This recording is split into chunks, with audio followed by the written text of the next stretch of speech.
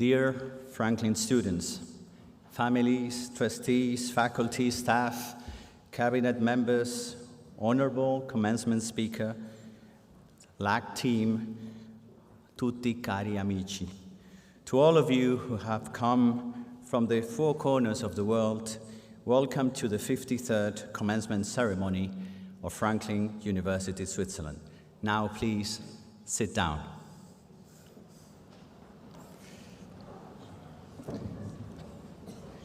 Benvenuti a nostra cerimonia di consegna dei diploma di laurea a nostri studenti dell'anno accademico 2023. Dear students, my most sincere congratulations not only for having reached this milestone in your academic career, but also for having dealt with the ups, downs, and sundry challenges that have come upon you during your time with us. Almost a century ago, in the 1930s, Walter Baron Wolff, disciple of famous Viennese psychotherapist Alfred Adler, and author of the book How to Be Happy Though Human, said, "Life has become more complicated. Work is hard and play is scarce. Thinking is usually painful, and even love, to many, has become a torment instead of a pleasure. Life surprises us all, students and everyone else here today, with moments that are remembered, some good, others not so good. And truth be told, many individuals and universities other than Franklin often ignore that our inner journeys are worth recalling in times of joy and celebration such as this one. Dear students, who among you has not had to overcome an illness, the loss of a family member or a friend, a falling out with a loved one, or an economic difficulty? And despite the adversity, you got up, dusted yourselves off, and powered through to make it to today. The obstacles you have cleared, together with the human qualities that you have built, thanks to your intellect, perseverance, and motivation, will surely be the most reliable compass in the new path that life places before you. Therefore, rewarding only the visible triumph of an academic degree is not enough, despite its beauty and symbolic value. Any university worthy of the name should honor its students' inner journeys and challenges, as well as the support of those behind them. And any liberal arts institution should be proud of having served, accompanied, and learned from the minds and hearts of individuals and societies which you represent. Therefore, I will kindly ask you now to stand up for a few seconds, please. Turn around, please, and give a sincere round of applause to your unconditional supporters and lifelong companions outside of Franklin, your family, friends, and those who sadly left us before today.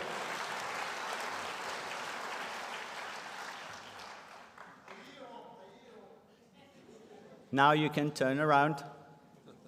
Nice. Thank you so much. Sit down. Dear students, allow me now, through a personal anecdote, to also give you fair recognition as members of the generation you conform, as a sign not only of respect to all and each one of you, but also of my own commitment in co-leading and advancing Franklin, inspired by your own views, principles, and needs.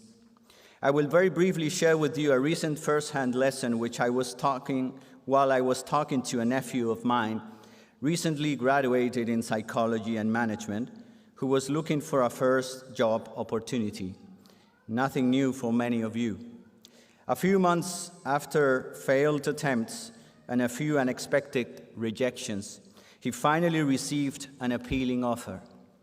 a 6-month internship, decently retributed and overseas, in a startup connected to his passion. Of course, all family members congratulated him. The surprise came later, when, after accepting the offer, he booked a one-way ticket and an Airbnb room close to his new office, but just for 1 month. I respectfully, but a little confused, I must admit, came to him and asked why he had taken this, to me, unconventional decision, precarious planning in my biased generational perspective. His response paralyzed me.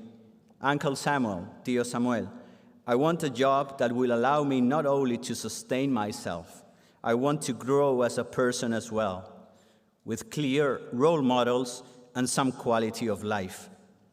He felt more confident in leaving his return ticket and accommodation decisions in the air should he not feel a life balance and people to trust in the workplace. What a lesson of sensitivity and determination to me now. What a healthy ambition, we might say today. What a crazy idea, we might have said back in my days. His words and actions made me realize how much there is still not only to learn as educators and in higher education by simply opening the intergenerational dialogue. Dear students, Franklin sees your generation and this class of 2023 as extraordinary individuals who break the mold and bring energy to our system. You are certainly admirable, just as those who brought you up today, who brought you up also all these years, and sit behind you. Don't forgo what truly matters for you and who you are after graduation. However, never disregard a position that might, upon first inspection, not be related to your majors or minors. And don't fear to be engaged in a project-based contract, a self-employed assignment, a traineeship in the Global South, a multilateral organization, NGO, or foundation, in your own business, or in a family business, or in an opportunity in a startup as my nephew. All these experiences, all of them, could be transformative and enriching for you and those surrounding you. Thanks for having taught us so much and well how to become a better Franklin. And congratulations again to you and your families and friends. It is now my pleasure to leave this podium to our chairman of the Board of Trustees, Mr. Kim Hildebrand. Thank you so much.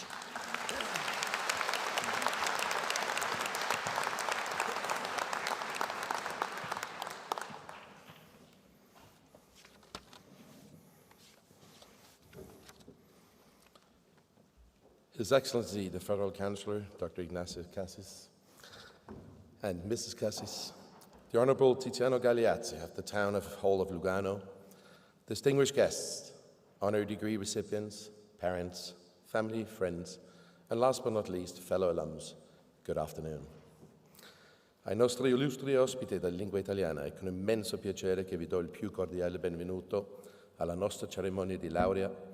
Ed è un onore di poter celebrare questo momento significativo insieme con tutti voi, in questa magnifica sala teatrale. Dear graduating class of 2023, it is with immense pleasure that on behalf of all of my esteemed colleagues on the Board of Trustees, I extend to you all the personal and warm welcome of today's commencement ceremony. I am honored to stand before you today, not only as the chairman of this great institution, but also as an alum, and to be able to share this very special day with you, your families, and your loved ones. Today is a momentous occasion and a day of joy and celebration. It is a day which you have worked, without any doubt, very hard and have anticipated after a long year. You should indeed be proud of everything you have accomplished. In a short while, a new part of your life commences, and I can assure you, your whole Franklin family is so very proud of you. Please remember, though, you're not alone. You are part of a community, the Franklin family community, who shares your values, your experiences, and your aspirations. I therefore strongly encourage you to stay connected with your Franklin family and never forget those who have supported you along the way. As you leave this institution, you are now entering a new phase of your life as citizens of the world. And I hope you take with you everything that you've learned whilst at Franklin and transform it into the tools necessary to become exemplary leaders in this very challenging world. Remember, it's your choice of values and character that will decide your future. And I therefore hope that you will continue to follow your dreams, no matter how difficult the journey may appear. Never underestimate what you can achieve. Believe in yourself. Be diverse, and new opportunities will arise within your reach. But do it with passion, dedication, and purpose, as balance is not only a key factor in your professional calling, but also in your personal life. Finally, remember that the past does not predict the future. It prepares you for it. While looking at our graduating class sitting here in front of me, and having just spoken about support, achievements, passion, and camaraderie, I must say that I noticed something which worries me considerably. I'm in fact deeply concerned to see that the graduating today are also most of the players of our own very record-winning basketball team, the Franklin Falcons.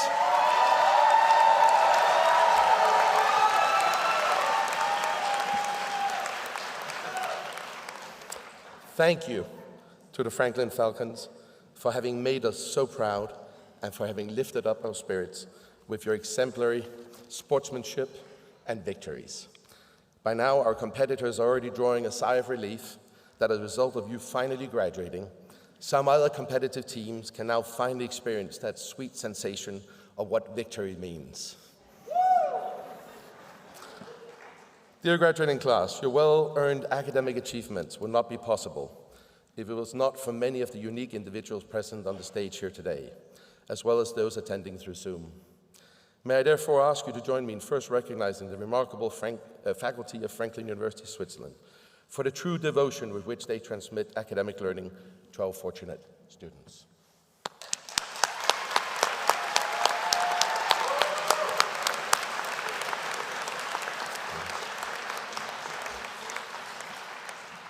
Please also join me in acknowledging my distinguished colleagues on the Board of Trustees, the President, the Cabinet, and all of our staff as they continue to contribute with their true dedication and tireless work in moving Franklin forward.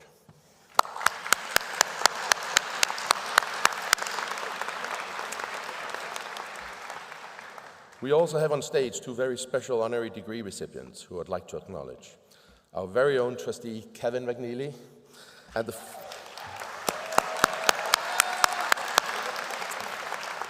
the former president for more than 10 years, Dr. Gregory Warden. Congratulations to them. In a short while, we are honored to be hearing from our distinguished commencement speaker, His Excellency, Dr. Ignacio Casas. Thank you so much, Your Excellency, for being here with us today. I would also like to thank briefly Trustee Fulvio Pelli for having facilitated that this was possible. Thank you, Fulvio.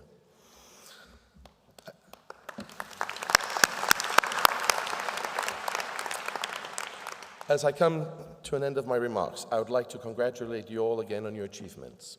You have worked hard to get here, and you absolutely deserve to celebrate this moment. But remember, the time is precious, and that this is just the beginning of a life ahead of you. I have truly had the great pleasure of getting to know you all, some more than others, but I have no doubt that each and every one of you has the potential to make a positive impact on the world. And while you will be missed, I will look forward to following you from Lugano, all that you achieve in the years to come.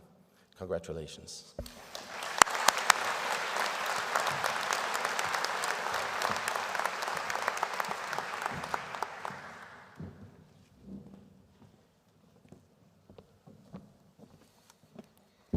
This year, the Franklin Values Awards are to be presented to those community members who, through their daily actions, have set high personal and professional standards in our university. They should not be envied, but rather admired for their positive influence and invaluable commitment to the Franklin spirit. Heartfelt thanks to each and every one of them. They will now be introduced by Dean Deborah Knaust and Professor Fabio Ferrari. Thank you.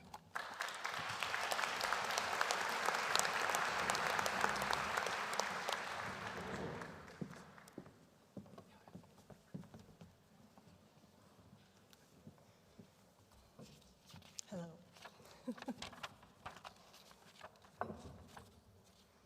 Okay, first of all, I want to say a heartfelt thank you to all of the family members here, but also online. So I know you all were able to thank them, but they do a lot behind the scenes, and so I want to say thank you as the dean. So thank you to all the families stood by you as you were on this journey, so thank you. So we gather today to celebrate all of your accomplishments. We acknowledge these accomplishments would not be possible without all of your family. So we are here to present the Franklin Values Awards. They're an important, memorable way for us to honor students who live the Franklin values that include academic excellence, intercultural curiosity, experiential learning, celebrating diversity, equity, and inclusion, being a supportive community, and a commitment to integrity. These values permeate all aspects of the Franklin experience and are an integral part of the fabric of the Franklin community.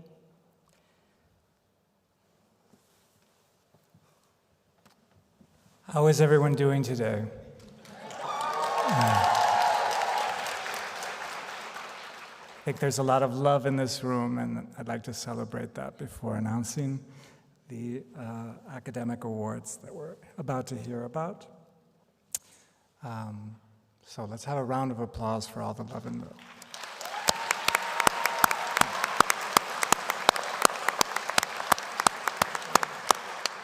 And you're all beautiful from up here. It's like the Oscars. It's really just gorgeous.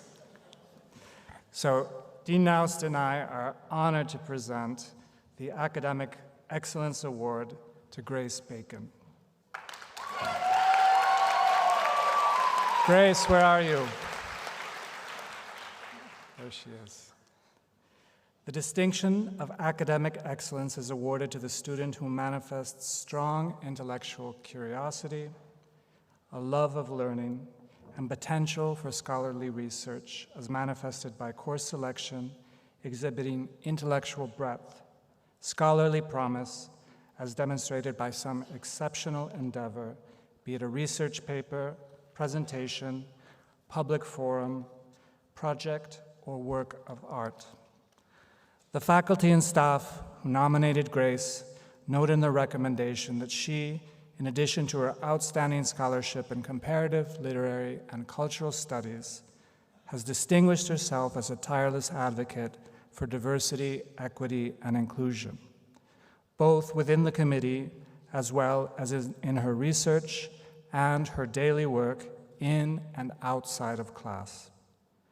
During her work for 3 years as member of the executive board of the Honors Society, she was a constant advocate for more inclusive language, making all of us think better and deeper about collaboration and diversity at Franklin University. Grace's diversity, equity, and inclusion advocacy was noted during the honors scholarship interviews in the honors programming work that she did, such as the Learned Conversations, and Grace has actively served as a mentor for new generations of honors students and executive board members. In addition to her work as an academic mentor, Grace has been involved in many aspects of university life and helped to organize events that define diversity advocacy in the 21st century Franklin University experience. Just a few of these events: the Vagina Monologues. Shout out for the Vagina Monologues. Healthy Sex Talks. And all good ones, but my favorite, the Affordability Textbook Initiative. Congratulations, Grace, for all of the work that you've done for this university in moving forward these important principles. It's a singular honor.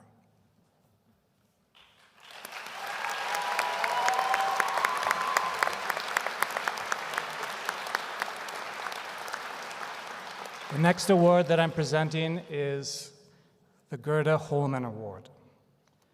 This award is named in honor of a former Franklin professor whose love of learning and inspirational teaching transcended the classroom. It was intended to be awarded to a student whose actions best exemplify sensitivity and mindfulness to other cultures and whose behavior has been instrumental in helping the community gain awareness of cultural issues. Dean Naust and I are honored to present this award to Arpi Hachatrian.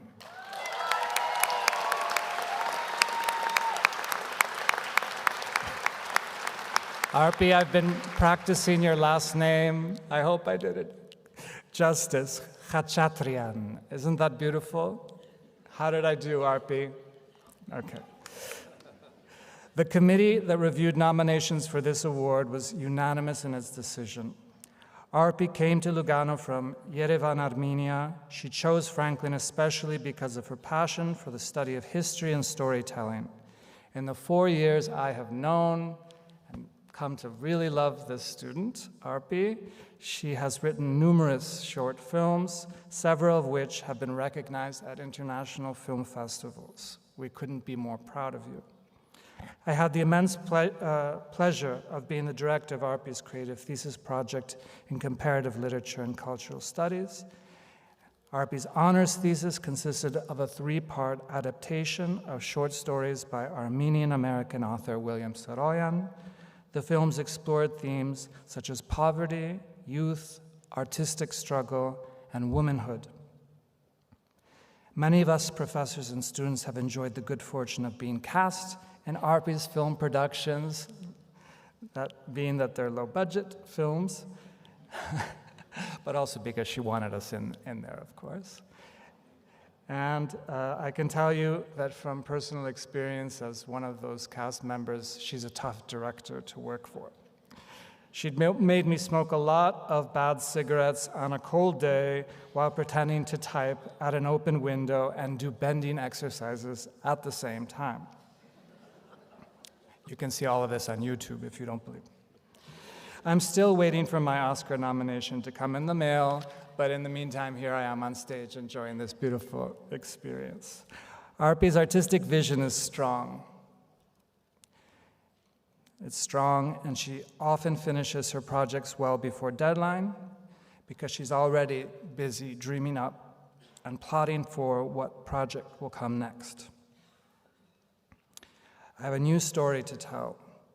That's what Arpi's eyes tell me. That's what she's telling me right now, is that she has a new story to tell.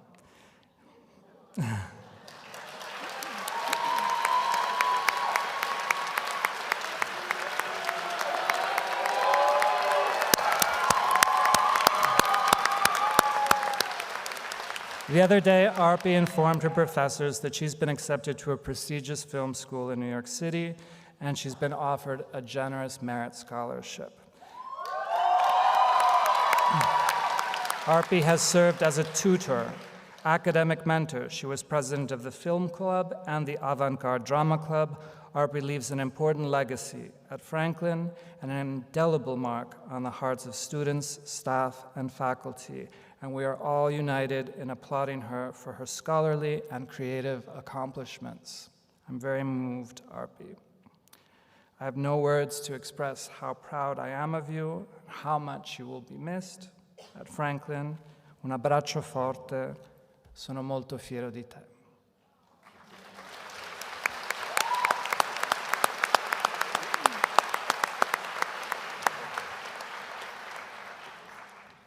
Professor Ferrari and I are proud to announce that Spencer Landry, where's Spencer? Spencer has been awarded the Presidential Leadership Award. This award recognizes Spencer's strong extracurricular contributions and involvement in the life of Franklin. As the president of the Student Government Association, Spencer shaped the feedback channels to strengthen and ensure that student voices were heard and feedback loops were improved. Spencer impressed me with his ability to work professionally with staff, faculty, and administrators. His leadership roles have centered on ensuring all student voices are heard and a thoughtful approach to building community. Spencer has a winning personality, is a thoughtful student leader, and between his leadership positions with SGA, the honors program, and his tutoring positions in the Writing and Learning Center, he has had a profound impact on our community. Congratulations, Spencer.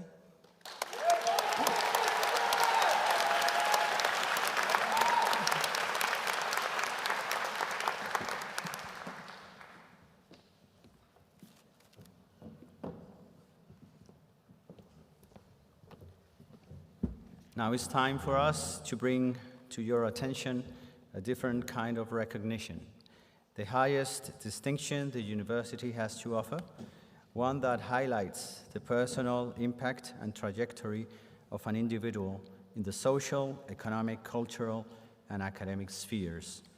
We are pleased this year to confer the Doctor Honoris Causa degree to those persons, individuals whose contributions and accomplishments have been significant and enduring for Franklin. Trustee Mr. McNeely will now kindly join us at the podium, and Chairman Hildebrand, please read us the Laudatio.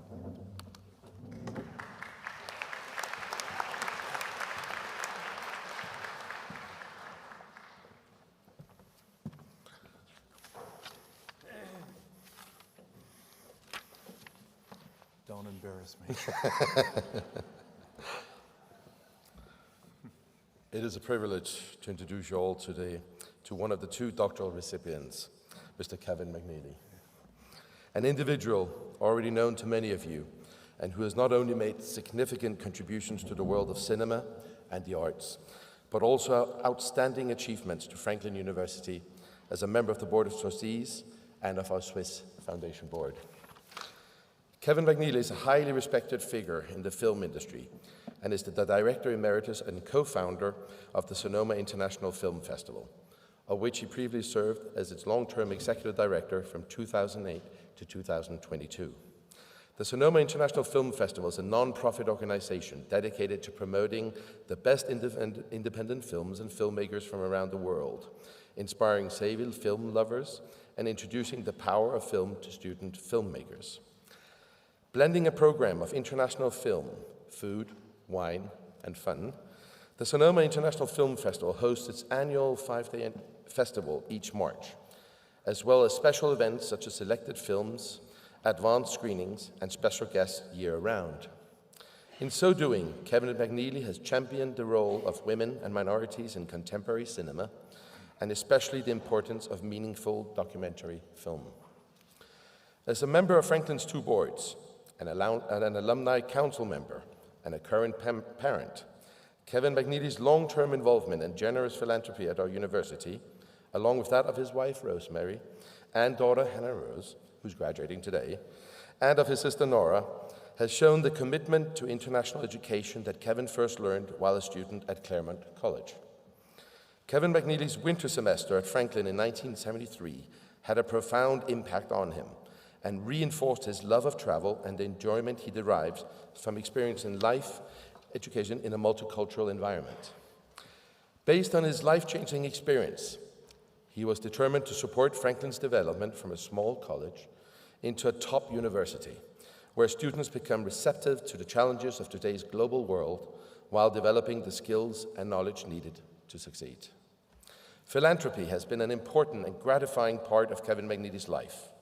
He's a family trustee of the Manatee Fund, which supports global causes ranging from social justice, health and wellness, education, as well as arts and culture. The Sonoma Community Center named Kevin McNeely as its 2021 Muse in a ceremony named Sharing the Spotlight, a sincere indication of Kevin McNeely's reputation for, and I quote, being as generous in sharing the spotlight as he is in engagement with the community. Kevin, you have supported the university in so many ways, whether it be scholarships for deserving students, cultural collaborations with the local Lugano art community, or infrastructure of our new building. Your passion, commitment, and vision have made a lasting impact, and your support is a driving force of Franklin's growth. For this, the university administration, your fellow board colleagues, the students, the alumni, and I myself will always be eternally grateful. It is therefore with great pleasure that Franklin University Switzerland presents you with its highest degree. Congratulations, Kevin. Thank you.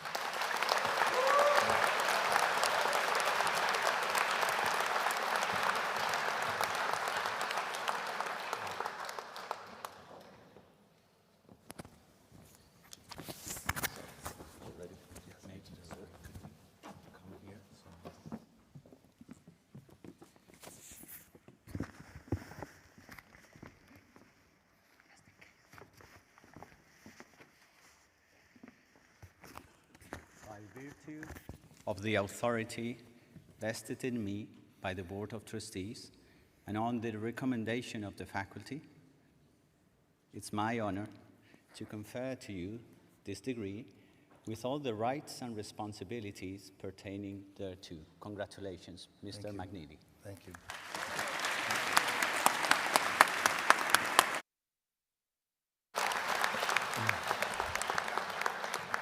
Most of what Kim said was true about me. Most. Every so often in life, if you're lucky enough and the stars all line up, wonderful things happen. And this is one of this time for the McNeely family. First of all, I am indebted to the faculty, to my fellow trustees, and to you, President Samuel Martin Barbero, by entrusting me with this honorary doctorate. Also, you are graduating in 2023.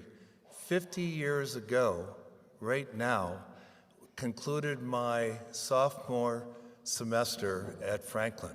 And yes, it did have an indelible effect on my life and the things that I've done.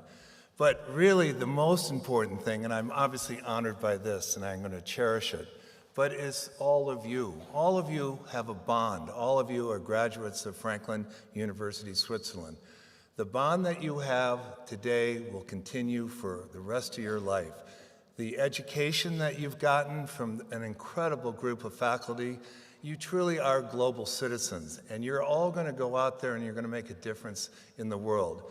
And today, I couldn't be more proud, and she knows it's going to happen. Anytime I can embarrass Hannah Rose, I'm going to do it. But congratulations, Hannah Rose. Congratulations to all of you, the class of 2023. You guys are absolutely magnificent, and thank you again for all of this.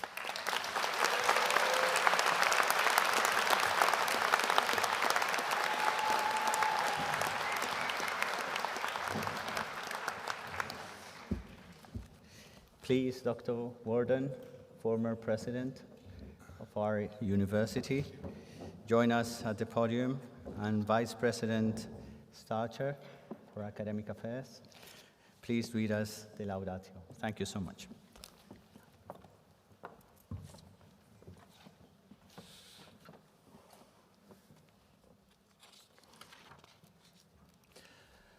Greg Warden is a professor and archaeologist whose work and expertise have shed important light on the archaeology of the ancient Mediterranean. A native of Florence, Italy, Warden is the founder and principal investigator of the Mugello Valley Archaeological Project. Since 1995, this international initiative has included 6 universities, trained students from over 70 universities, and included scholars from 7 countries. It has been featured in the New York Times, the International Herald Tribune, in the European media, and on the Discovery Channel. Important Discovery Channel. In 2012, the Republic of Italy awarded Professor Warden the title of Cavaliere in the Order of Italian Solidarity for his sustained contributions to Italian culture. Gregory Warden served as Franklin's 4th president from 2012 until 2022. Warden's legacy includes having preserved the institution during one of the most difficult decades in history for liberal arts and sciences institutions like Franklin. He left the institution with its highest enrollment in years with important ongoing partnerships with other world-class institutions, and with the completion of a fundamental major building project, which we've enjoyed time and time again now. He said completion, but almost. Yes. Completion. Yes. Yes. The garden is absolutely beautiful as well. Worden has served on the faculty of the University of Texas, Bowdoin College, the University of Pennsylvania, and Southern Methodist University in Dallas, Texas, where he is University Distinguished Professor Emeritus. He is the executive editor of Etruscan Studies, president of the Board of Trustees at the Etruscan Foundation, and consulting scholar at the University of Pennsylvania Museum of Archaeology. Worden has authored or co-authored 7 books, as well as over 100 articles and reviews. He served as interim director of the Meadows Museum in Dallas from 2001 to 2003, where he organized the exhibit, Greek Vase Painting, Form, Figure, and Narrative, Treasures of the National Archaeological Museum in Madrid. In 2009, he coordinated From the Temple and the Tomb, Etruscan Treasures from Tuscany, the largest exhibition on the Etruscans in North America. Worden left Franklin to become inaugural Mark A. Rogland Director of the Custard Institute for Spanish Art and Culture at SMU. Greg, and you allow me to use your first name? Please. Yes. Has also created an interdisciplinary school in conjunction with the Abess Center of the University of Miami. The field school includes not only archaeology, but strong community, heritage, and sustainability components in an integrated curriculum that merges science communication, responsible tourism, and the challenges of climate action. This project will continue to provide educational opportunities for students in the years to come.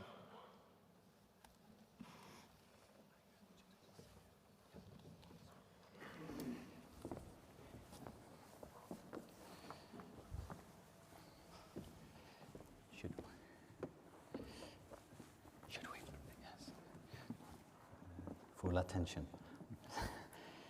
By virtue of the authority vested in me by the Board of Trustees, and on the recommendation of the faculty, I confer upon you the degree of Doctor of Philosophy honoris causa, with all the rights and responsibilities pertaining thereto. Congratulations, Greg. Thank you.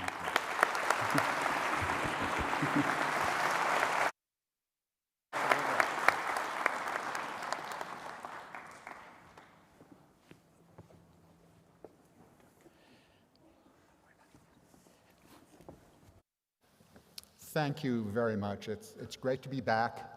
Very proud to be here. Thank you to the, well, first of all, thank you, President Martin Barbero. Thank you, trustees. Thank you, faculty as well. And thank you, students, because the best part of my 10 years here was really just to interact with such a wonderful group of students. And you're part of that group. So I don't know why you're looking so sad today. This is a happy day here, so put a smile on those faces. You're going to be up here soon in a minute. So let's be happy and be proud of what you've done, because I am really, really proud of all of you. Thank you. Yeah.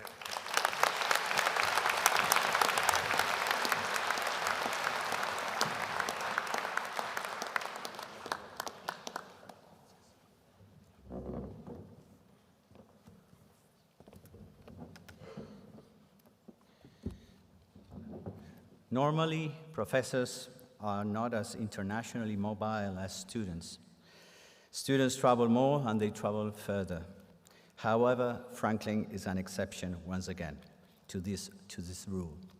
Emeritus and extraordinarily fully active Professor Armando Zanecchia, thank you so much for giving tribute through your 43 academic trips across all continents over the past 30 years to Franklin University, Switzerland's educational gem, the academic travel. The floor is yours.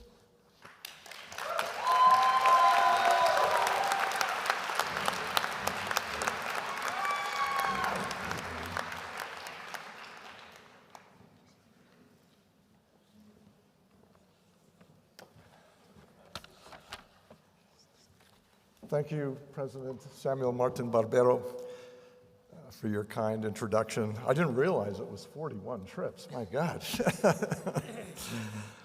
As I reflect on my academic travels, I'm reminded how honored I am to be part of our Franklin family for these years that I've been here. Academic travel, without question, has been one of the highlights of my Franklin journey, where I've had the privilege of leading students as well as learning from them, to include past students who are in the audience, some now with their own children, and most recently, 15 of you that were on my most recent trip this past spring, who are bright, inquisitive, intellectually challenging, and caring graduates amongst all of you that we honor today. During my Franklin journey, I've been privileged to lead trips from North America to Europe and to Central and Southern Africa. Our Swiss and US accreditors applaud our travel program. Our parents report that academic travel has been a life-changing experience for their daughters and sons, and our faculty, administration, alumni, and generous trustees have provided the means and often their homes to extend our classroom to the world. As a family, and driven by values of trust, empathy, compassion, respect, and mutual support, academic travel has allowed us to share our joys, our sorrows, our frustrations, our memories, and perhaps a few epiphanies that surface during our journeys together. I believe it's primarily the memories of travel that reflect our own growth and self-awareness. Perhaps our critical reflection encouraged a new humility and profound sense of beingness within a much bigger world. How could we not feel humbled by the Swiss Alps and glaciers of Zermatt as we explored their sacred sanctuaries? On our recent Botswana trip, perhaps we felt a new sense of place as the north seemed so very far away. Our comfort levels were stretched as we confronted new forms of ambiguity and awe. And how can we forget the memories of wild yet gentle giants at Elephant Sands who greeted us in their stealthy search for water and guided by their otherworldly sense of memory?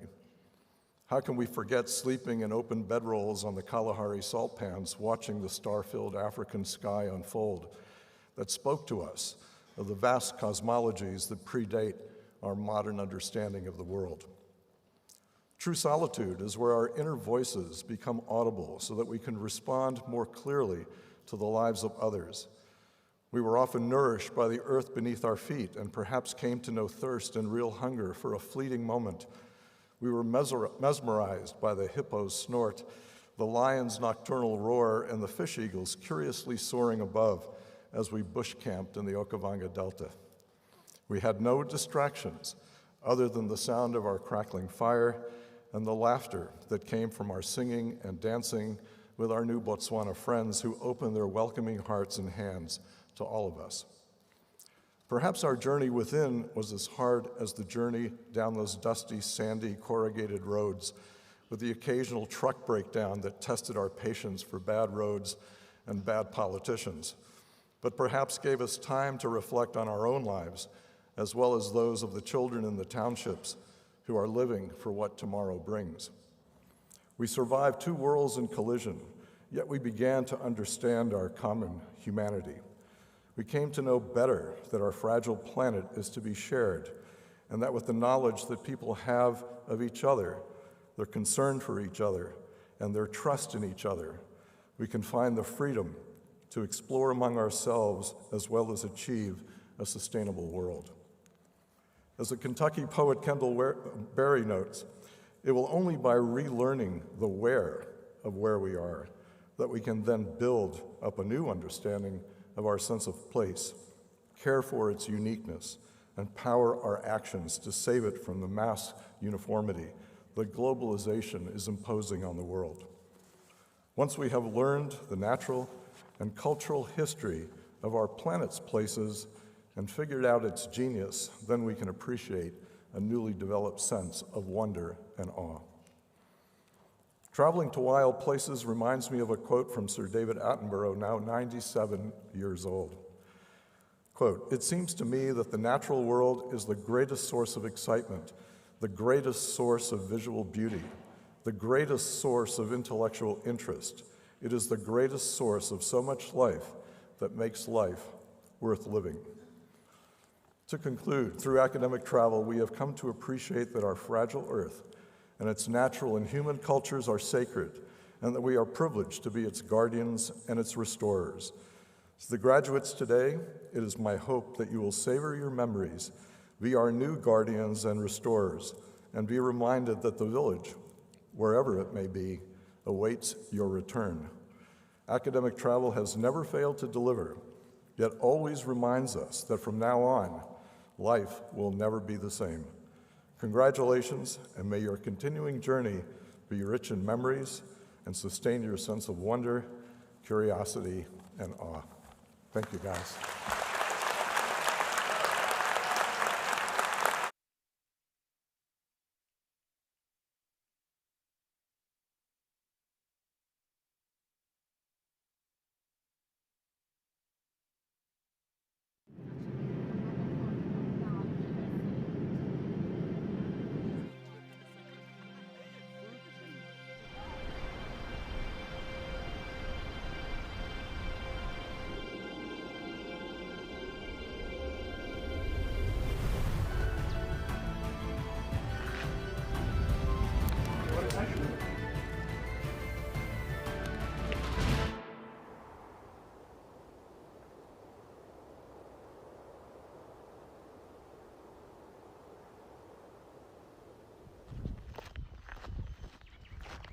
We are in this beautiful, fragile alpine meadow here.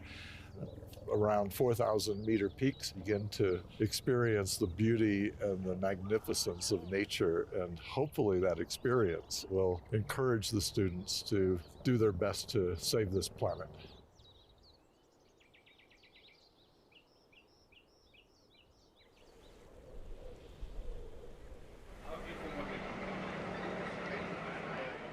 The FUS approach to teaching and learning does stand out from others. One of the things that I really took away from it was the readiness to jump on an airplane and go somewhere new, do something different. The biggest thing I've learned is just how international and how flexible the Gulf countries, specifically the United Arab Emirates, have been, their approach to rapid modernization to keep up with ever-changing trends in the world.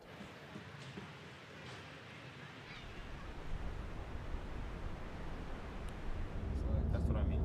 So, that's kind of what I said probably.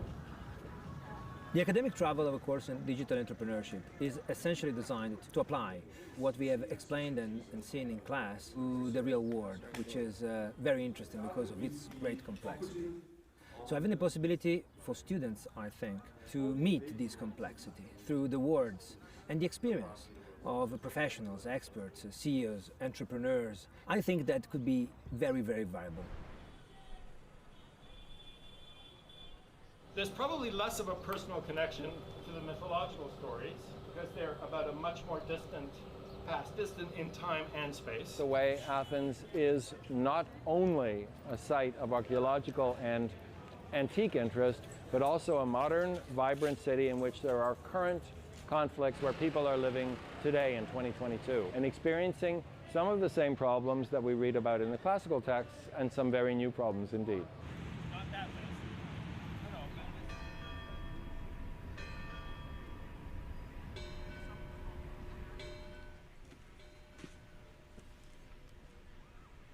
It was important for me to debunk some of those myths.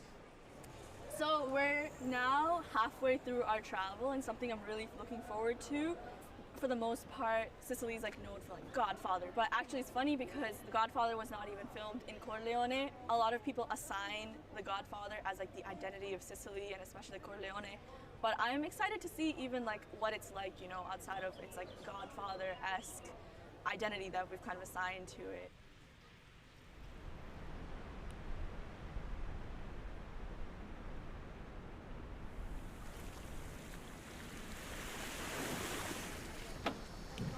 We are traveling to Madagascar. We are visiting schools. We are not only visiting, but we are able to engage personally with students, teachers, and directors.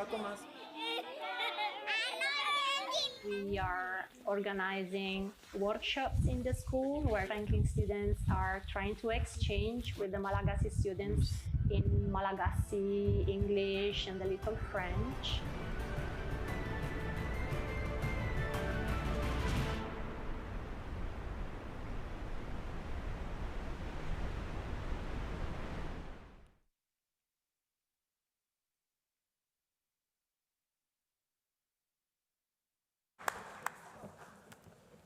Impressive, isn't it? Yesterday, the Chronicle of Higher Education was pointing out to 2 universities in the US as cutting edge because they decided to include an academic travel within the curriculum. Well, Franklin has been doing that for 53 years, so they probably could have started a bit earlier. So, to all of you. Thanks to our faculty, especially to them for making this dream come true in our curriculum every single year.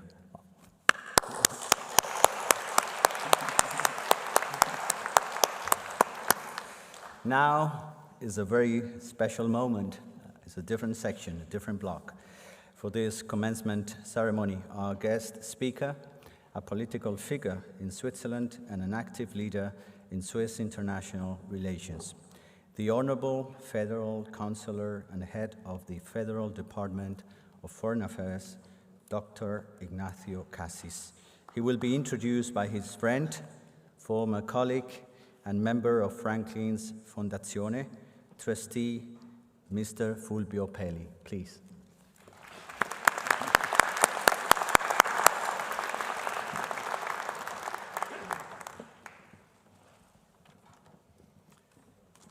Dear students, ladies and gentlemen, good afternoon. It is my great honor and pleasure to introduce to you Ignacio Cassis, our commencement speaker. Ignacio Cassis is serving as federal councillor since 2017 and was last year the president of the Swiss Confederation. He was born on April 13, 1961, in Sessa, next to Lugano.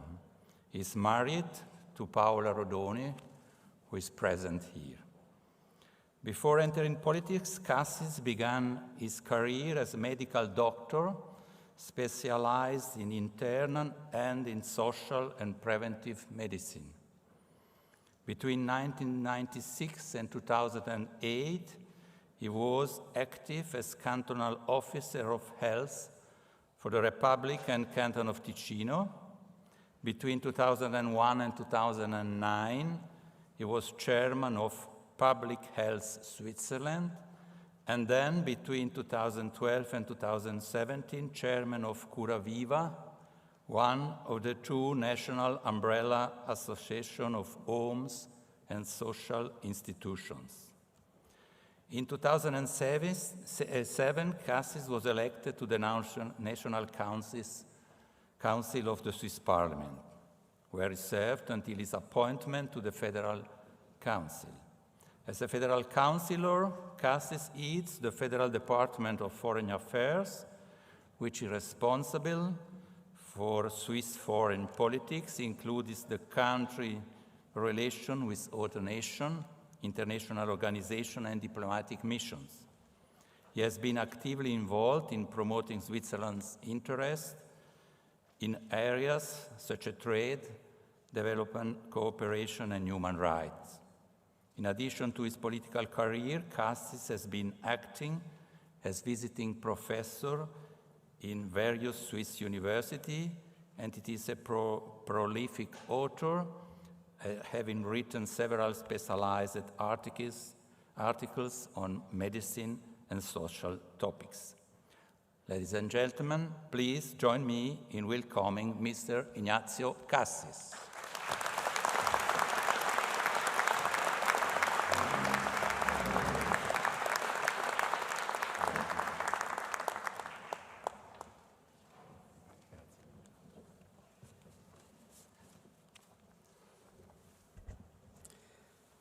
Thank you, Fulvio Pelli, for your kind words of introduction.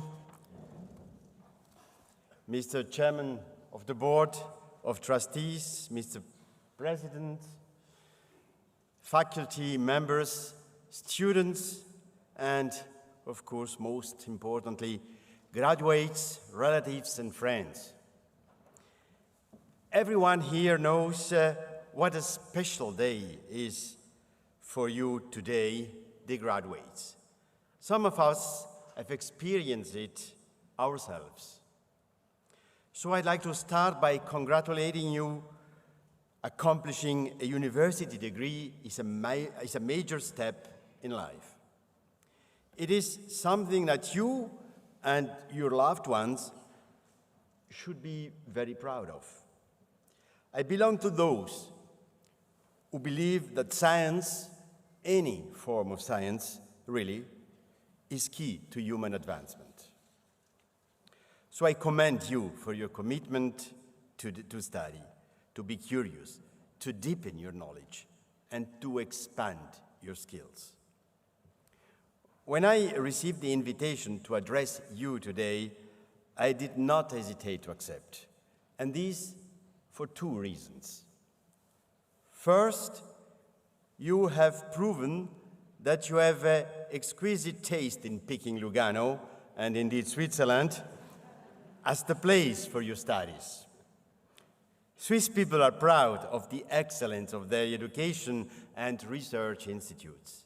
And I personally am delighted that students with very different backgrounds have come together in Ticino, my home cantonal state, to graduate. The second reason is that I wish to pay tribute to your courage in choosing a cross-cultural learning environment for your studies. I saw students from many different parts of the world on the list of graduates. It reads like a list of delegates at the United Nations. Some of you are from developed countries, others from emerging countries, or from countries that are working hard to develop. There are even graduates from countries that are at war with each other. Crossing borders and learning from each other provides you with leadership abilities, compassion, understanding, responsibility. These are qualities that our world needs more than ever. Dear graduates, you are finishing your degree at a critical point in time. The world is becoming less global, less Western, less democratic. It is becoming more fragmented and also more dangerous.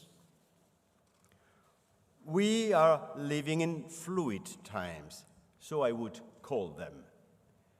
There are major geopolitical, economical, and technological transformations going on. The international order that has brought security and peace to countries like Switzerland is under heavy pressure. In Europe, Russia's military aggressions against Ukraine has brought war back to the continent. It has caused Europe's security order to collapse. Switzerland has strongly condemned the aggression as a serious violation of international law and called on Russia to withdraw from the Ukrainian territories. And we have taken up EU sanctions. This, dear graduates, is in line with neutrality law and with the Swiss conception of neutrality. Neutrality does not mean, in fact, indifference. There are red lines in the military field, of course, but neutrality does not prevent us from standing up for our values. So the twin of Swiss neutrality is our solidarity. Switzerland has supported Ukraine with humanitarian and development assistance for more than 10 years, and we have expanded this substantially in recent months.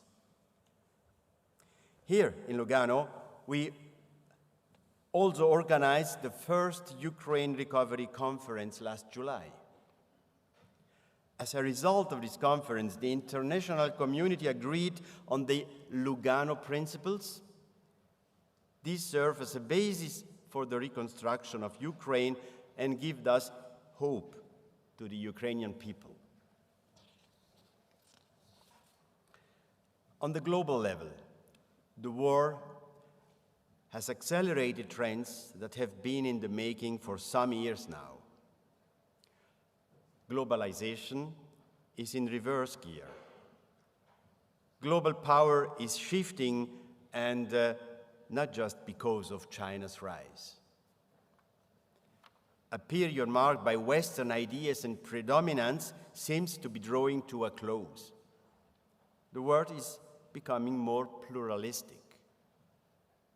We are confronted with a series of crises ranging from war, as I told you before, to energy and food insecurity, inflation, debt, and of course, climate change. And let's not forget the pandemic that continues to reverberate. Dear graduates, I do apologize. For a joyful ceremony like today, I am painting a rather sober picture of the world. But I have also come here with a call for action and with a firm belief that none of these trends are irreversible. What we need today are bridge builders. Bridge builders like Switzerland, but also bridge builders like you, the Lugano graduates. Switzerland is a country based on the peaceful coexistence of different cultures. It is a country where a representative of a linguistic minority, such as the person speaking now to you, can become one of the 7 people who govern the country. The peaceful coexistence of different cultures is one of humanity's main challenges. Languages, you know that, misunderstandings can easily become weapons. By any definition, Switzerland is a deeply European country. But we also promote respect between different cultures and society, and we have a global outlook. With its good offices, Switzerland fosters dialogue to rebuild trust, find compromise, and make the world safer. International Geneva, I hope you have been there during your visit through the world, is a place in the heart of Europe where the whole world gathers to jointly work out solutions to global challenges. As graduates, I dare you to think and act as bridge builders. You too. Use your intellectual and intercultural skills. Make an effort to understand the other side and find common ground. Be patriotic and true to your ideals, but consider yourself as a global citizen with responsibilities too. And it is not just bridge building that we need. A second quality that is required is critical thinking. Here too, graduates like you can and must make a difference. After a long career in politics, let me give you one piece of advice. Do not believe for a minute that governments can resolve the many challenges we face on their own. Politicians simply do not have all the answers. We need all strands of society, and especially critical thinkers who challenge us to do better and to point to new ways. So I dare you a second time. Do not simply take your graduation as a ticket for a good life, but use your skills to design the future challenge, to design the future. Challenge old habits. Be innovative. Question those who offer easy answers to complex questions. Get to the bottom of things. Whether we are dealing with artificial intelligence, the need for a greener economy, or the growing complexities of making peace, many issues require new thinking today. And you, really you, can make a difference.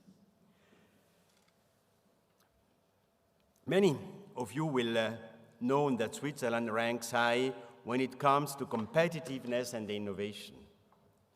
It is my ambition as a foreign minister to bring this same spirit of innovation into our foreign policy. To give just one example, Switzerland has launched a foundation called the Geneva Science and Diplomacy Anticipator. Its vision is to use the future to build the present. GESDA, the name of the foundation, brings together different communities, scientists, diplomats, and citizens around one common goal: to jointly anticipate technological advancement and develop governance solutions for the benefit of all. It combines critical thinking and bridge building. How necessary this is, you can easily understand it just by using ChatGPT, and I'm sure you use it. Dear graduates, ladies and gentlemen, dear trustees, dear teachers, professors, in some ways, commencement ceremony marks an end point. It may mean the end of student life, a farewell to colleagues from many countries who have hopefully become friends for life. But obviously today also marks a real new beginning. Some of you may take up jobs, others will continue their studies. As many of you may leave Switzerland, it is my hope that in doing so, you maintain strong ties with our country and carry out our ideals onwards. And that you choose to build bridges, and that you choose to be critical thinkers, and become the sort of compassionate and responsible leaders that this world needs. Thank you. Dear, congratulations, one more, and best wishes.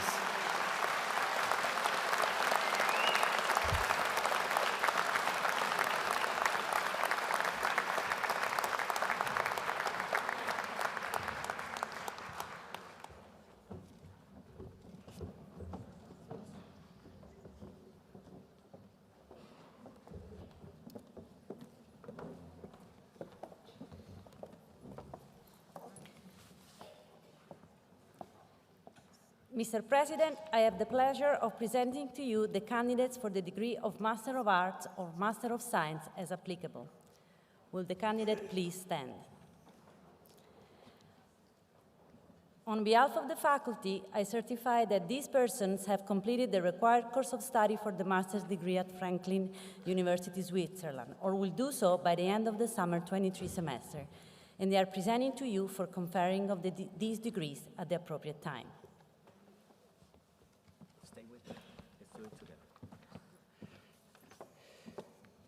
Again, but different. By virtue of the authority vested in me by the Board of Trustees and on the recommendation of a great faculty, I confer upon you the degree to which you are entitled with all the rights and responsibilities pertaining thereto.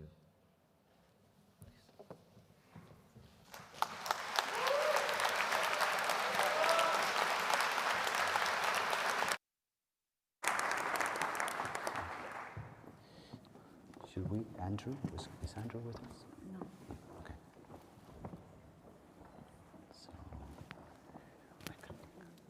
following candidates will receive the degree of Master of Science in International Management or Master of Arts in Responsible Arts Management. From Denver, Colorado, USA, Paige Arellano.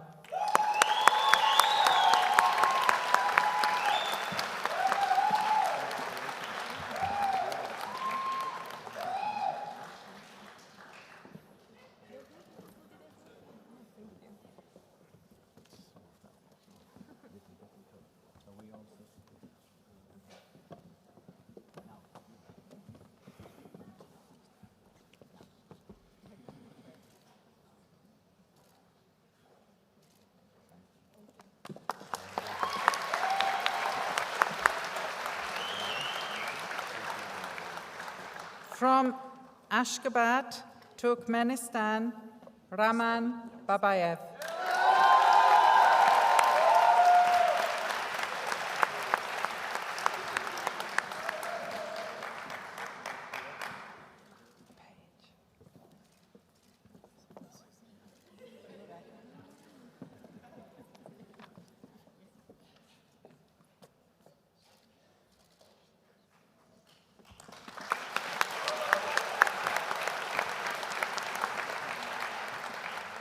From Catania, Italy, Ginevra Chiara Indelicato.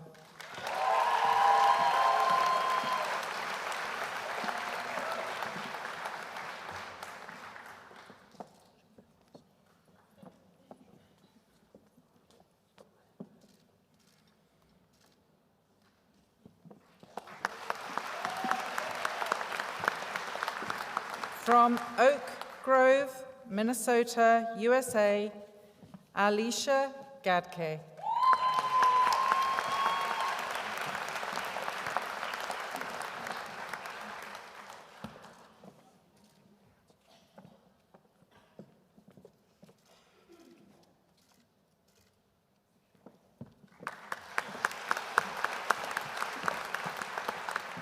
From Varese, Italy, Marco Permunian.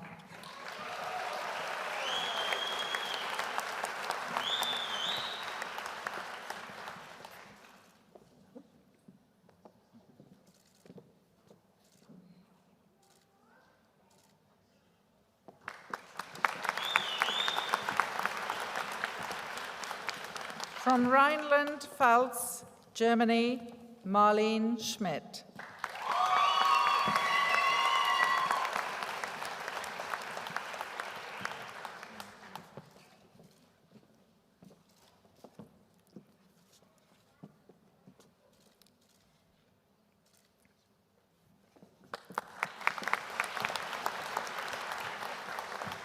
From Rajkot, Gujarat, India, Swasti Contractor.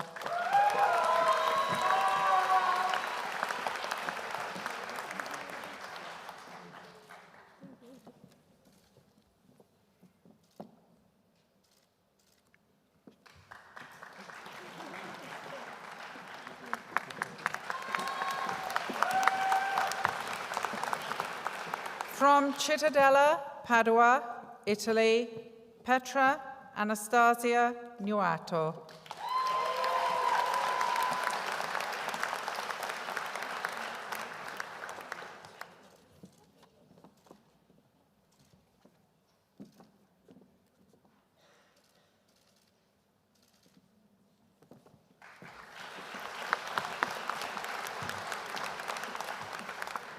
From Makkah, Saudi Arabia, Donna Mashat.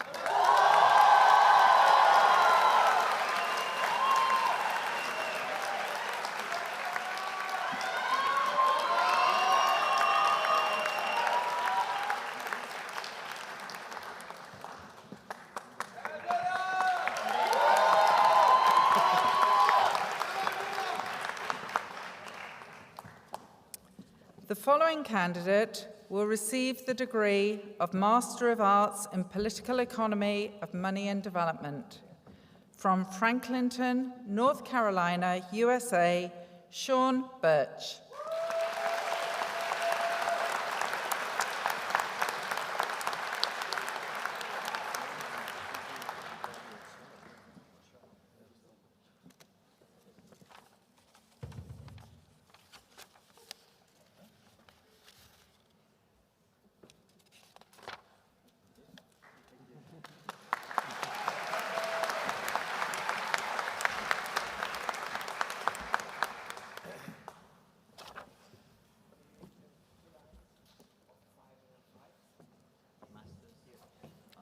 master's done.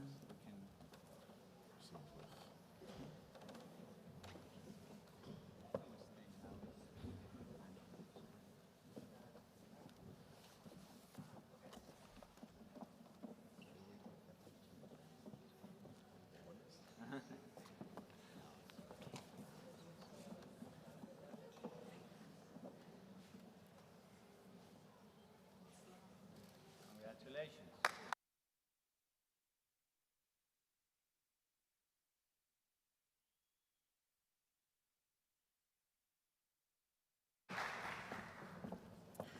Stay with you? No. Yes, please.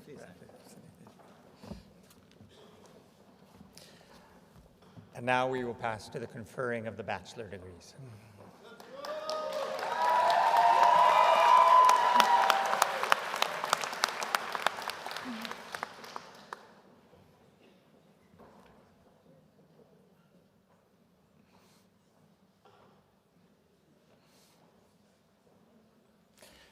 Mr. President, I have the pleasure of presenting to you the candidates for the degree of Bachelor of Arts or Bachelor of Science as applicable.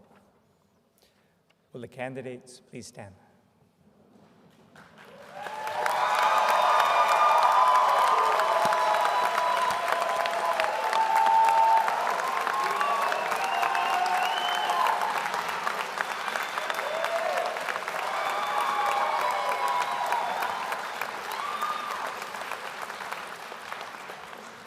On behalf of the faculty, I certify that these persons have completed the required course of study at Franklin University, Switzerland, or will do so by the end of summer 2023.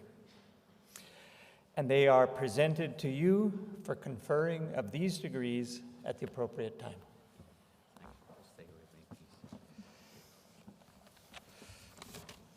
please. Approved.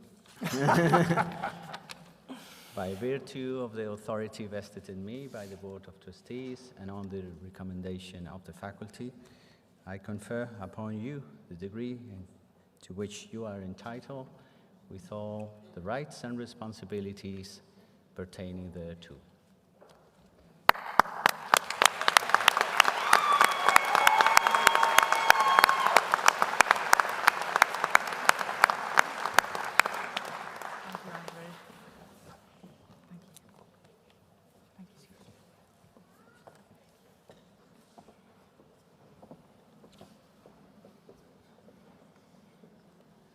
The following candidates will receive the degree of Bachelor of Arts or Bachelor of Science, as applicable. From San Diego, California, USA, and Mexico, with a major in environmental science and graduating cum laude, Madeline Espinoza.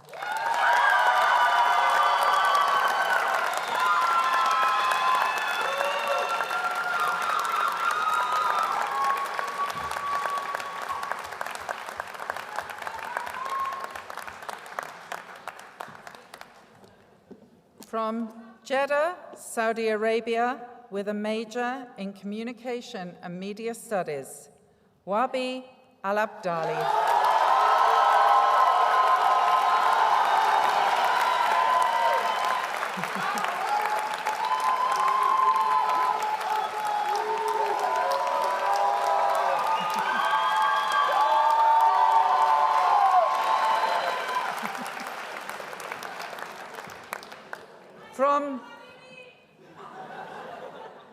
From St. Petersburg, Russia, with a major in international management, Timur Babayev.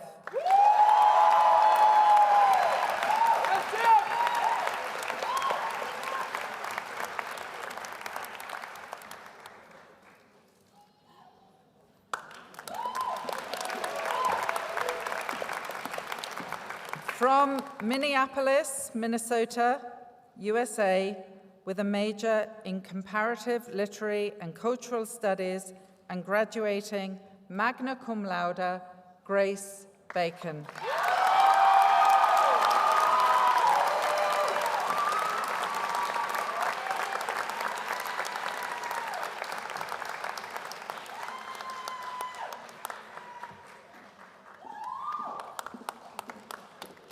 From Edmonton, Canada and India, with majors in finance and international economics, Anushka Bagre.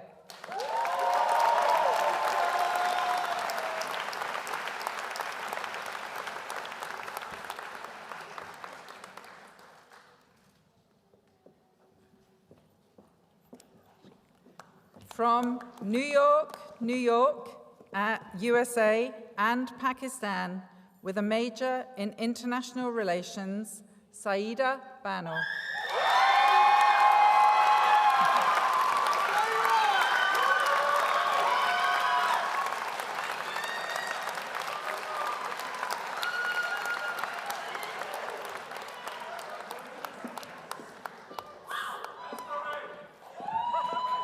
From Berlin, Germany, with a major in international management, Jeremy Belokriznyski.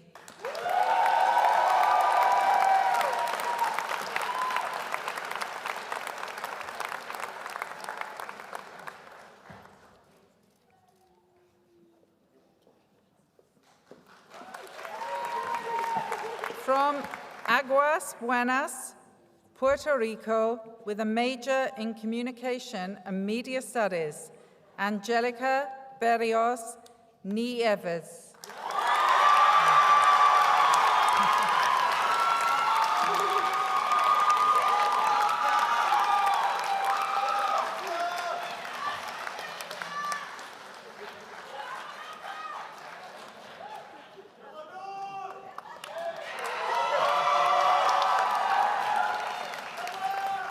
From Jeddah, Saudi Arabia, with a major in visual and communication arts, Noor bin Zagre.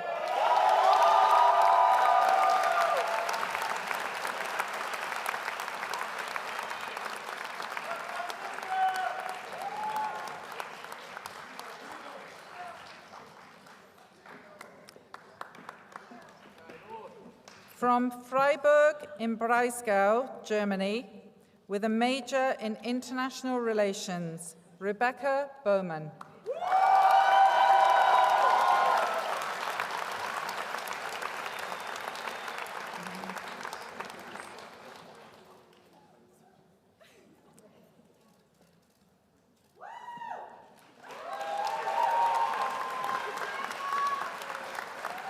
From Dallas, Texas, USA, with a combined major in comparative literary and cultural studies and political science, Destiny Brown.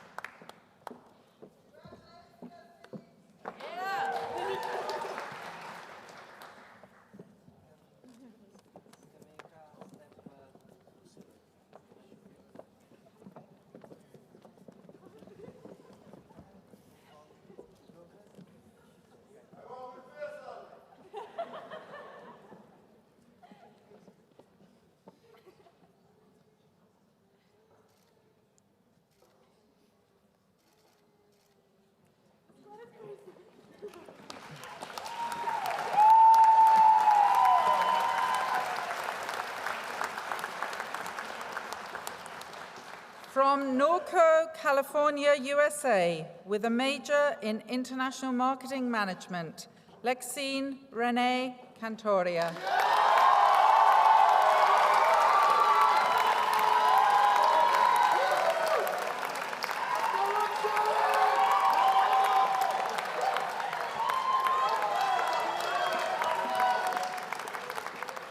From Austin, Texas, USA, with a major in political science, Philip Harper Christian.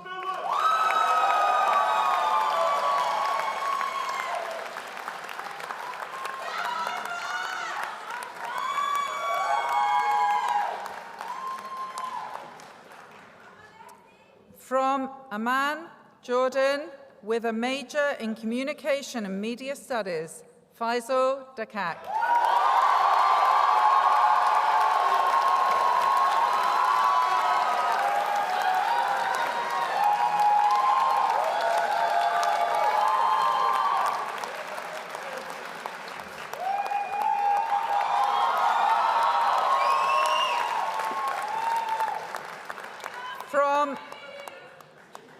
From Amman, Jordan, with a major in Communication and Media Studies, Salah Dakak.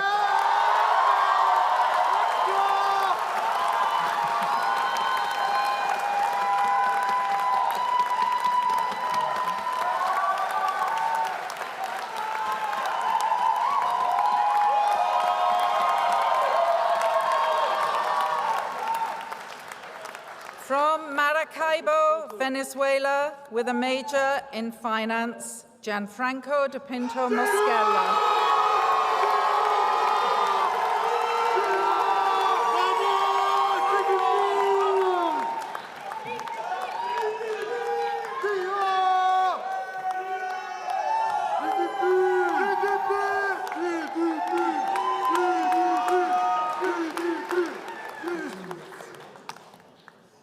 From Minusio, Switzerland, with a major in international management, with an emphasis in finance, and graduating cum laude, Nathan DeCarli.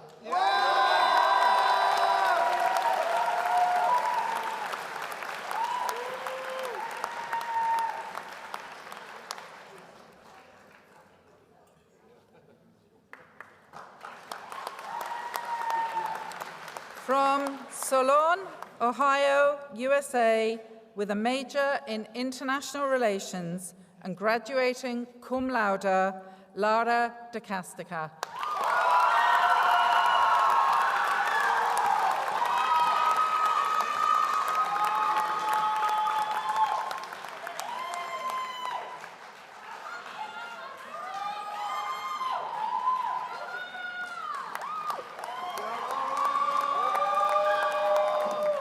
From San Clemente, California, USA, with a major in international relations, Noah Guerin.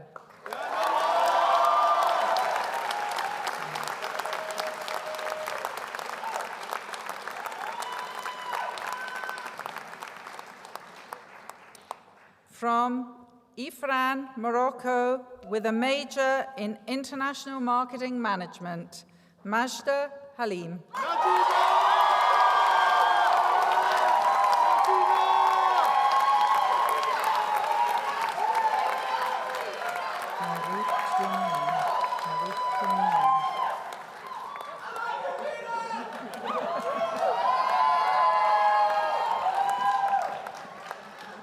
From Kyiv, Ukraine, with a major in finance, Aram Harutunyan.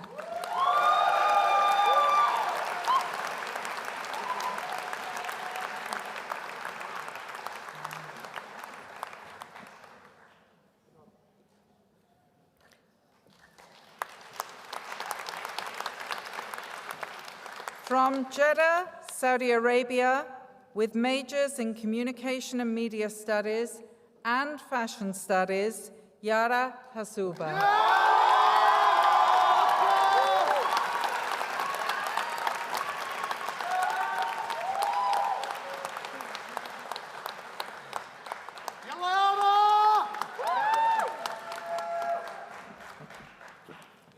Photographer.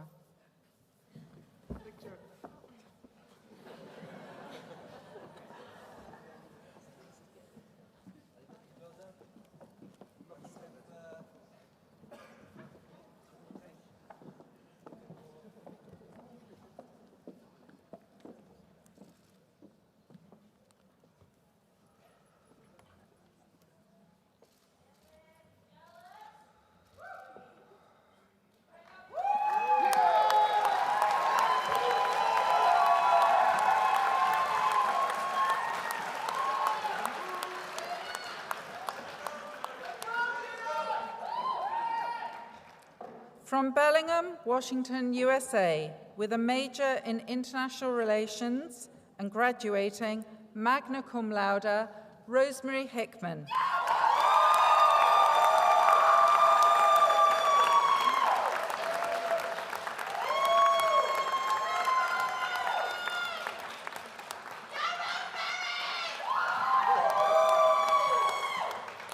From Berkeley, California, USA, with a major in political science, Christopher Jeffries.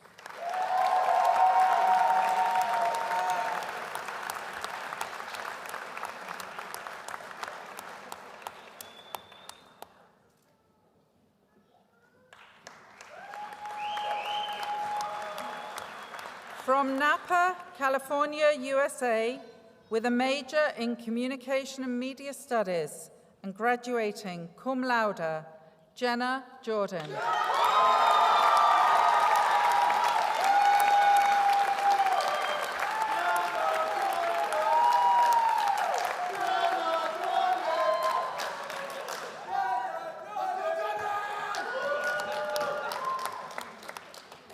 From Bellingham, Washington, USA, with a major in Environmental Studies and graduating cum laude, Sophie Kendrick.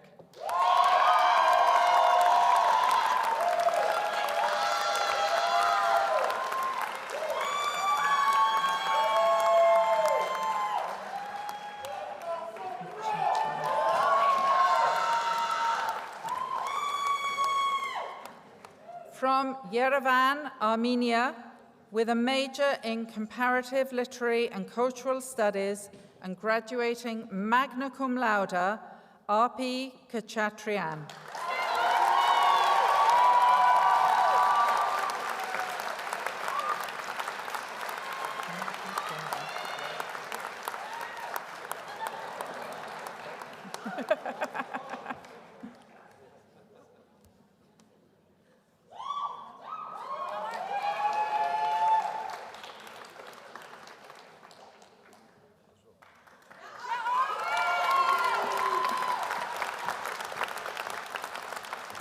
From Magnitogorsk, Russia, with a major in Art History and Visual Culture and graduating cum laude, Kristina Konyukova.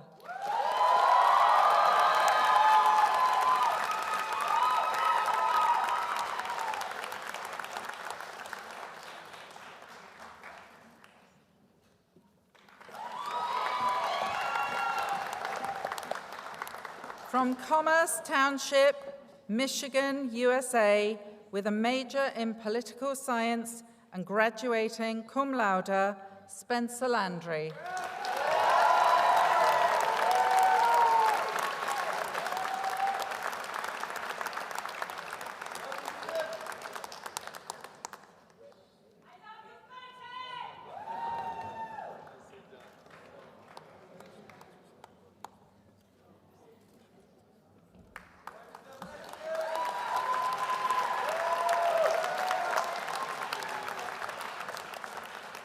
From Grand Rapids, Michigan, USA, with a major in Comparative Literary and Cultural Studies, Emily Larson.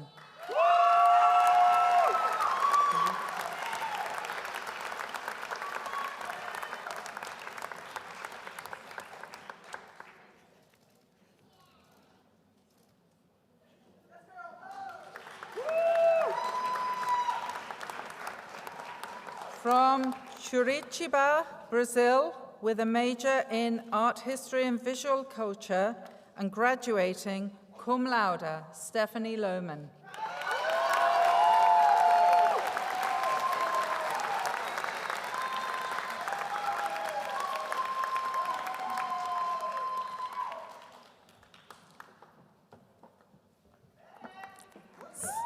From Sacramento, California, USA, with a major in International Banking and Finance, Adam Lovads.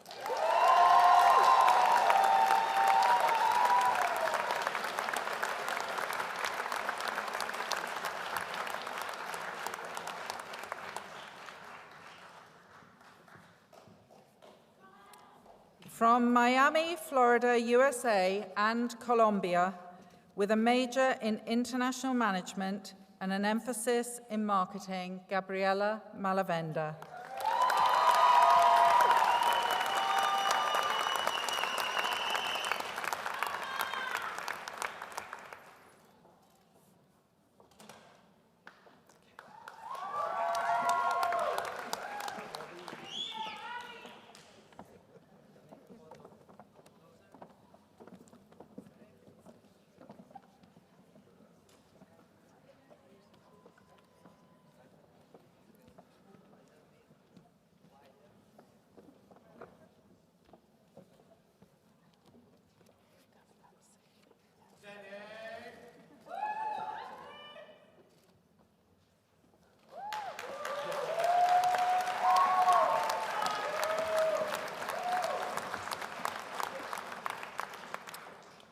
From St. Michael, Minnesota, USA, with a combined major in Comparative Literary and Cultural Studies and Visual Communication Arts, and graduating magna cum laude, Gretchen Manderfeld.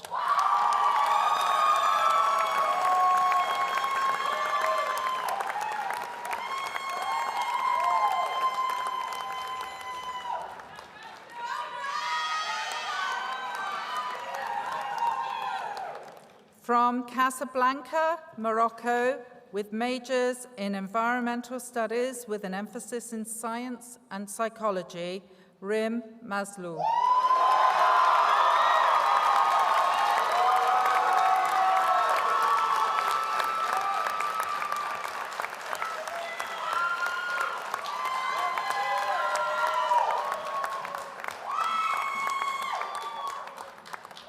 From Basalt, Colorado, USA, with a combined major in economics and history, Bear Matthews.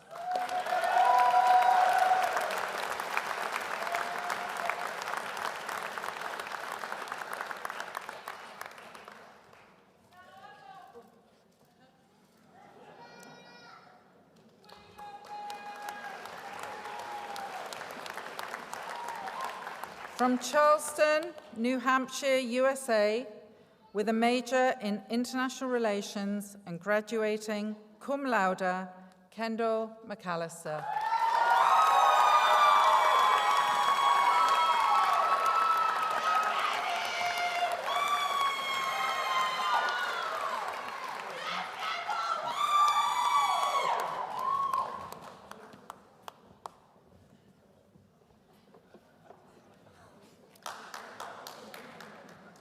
From Sonoma, California, USA, with a major in Communication and Media Studies, Hannah Rose McNeely.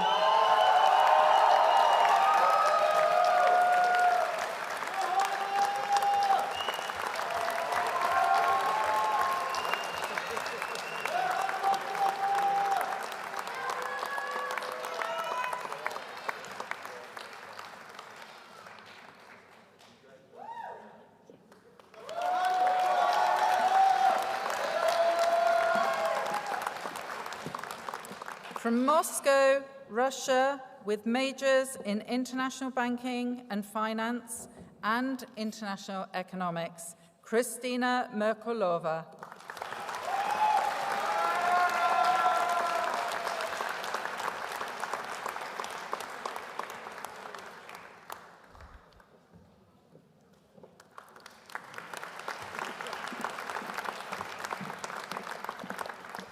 From Bucharest, Romania, with majors in environmental studies with an emphasis in science and psychology, and graduating summa cum laude and class valedictorian, Alexandra Elena Mitu.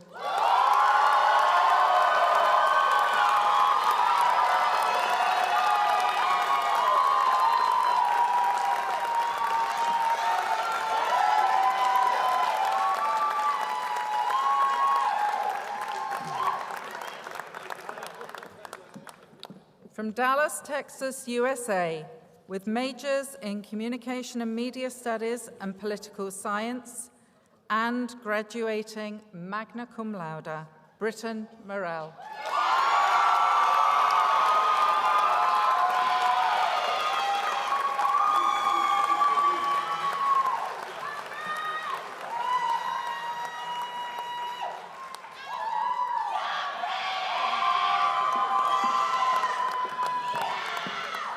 From Saigon, Vietnam, and Lausanne, Switzerland, with a major in environmental studies, and graduating cum laude, Florence Muller.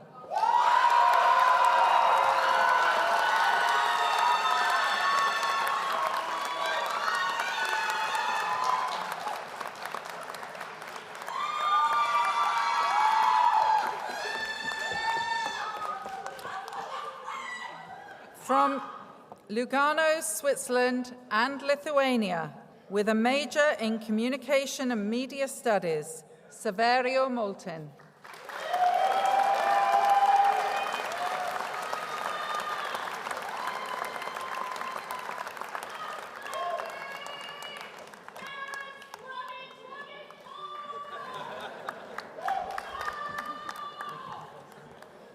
From Hershey, Pennsylvania, USA, with a major in political science, Catherine Noble.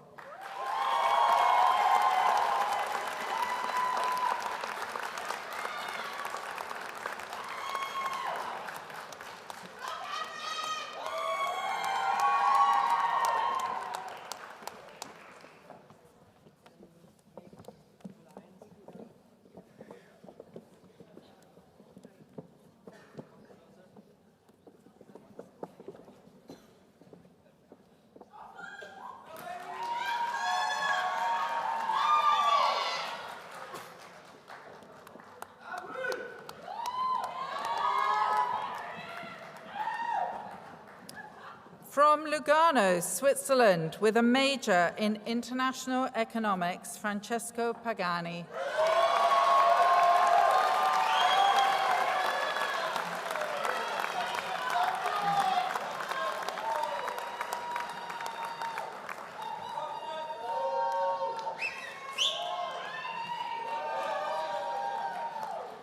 From Chernivtsi, Ukraine, with majors in international banking and finance and international economics, and graduating magna cum laude, Alexander Prymyak.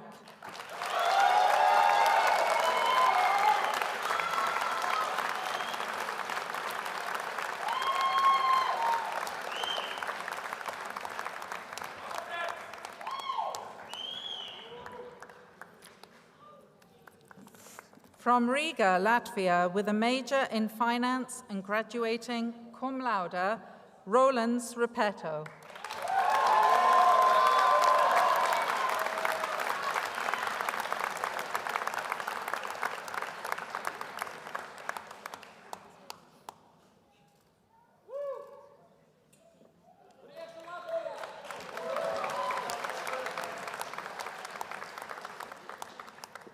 From Yuzhno-Sakhalinsk, Russia, with a combined major in Communication and Media Studies and Management, Yelizaveta Reznikaya.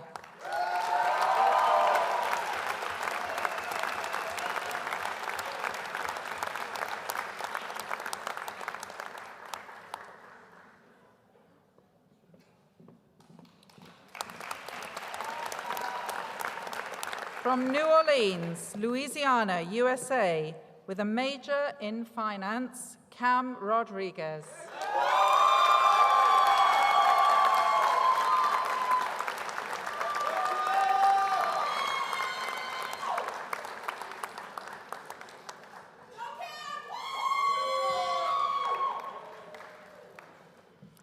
From Chile, Italy, with a major in Communication and Media Studies, Samuel Sano.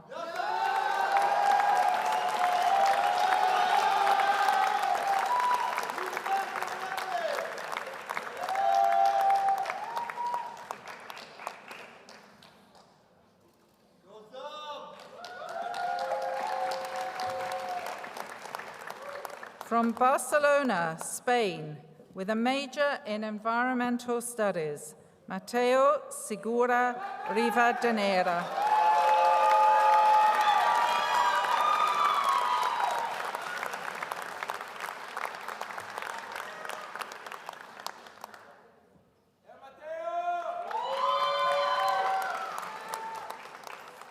From Atlanta, Georgia, USA, and India, with a major in psychology, Prerna Singh.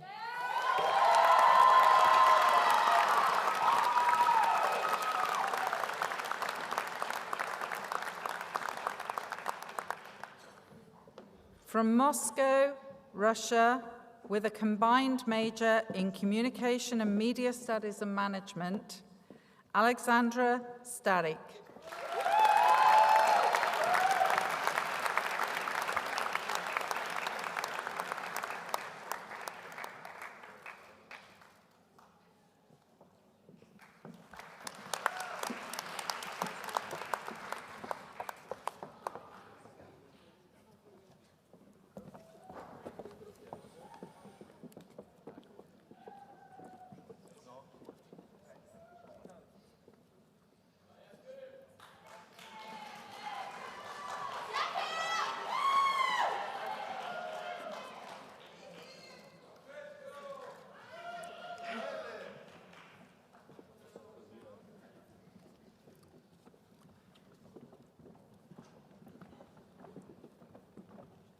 From Milan, Italy, and Jordan, with a major in Communication and Media Studies, Haya Taravne.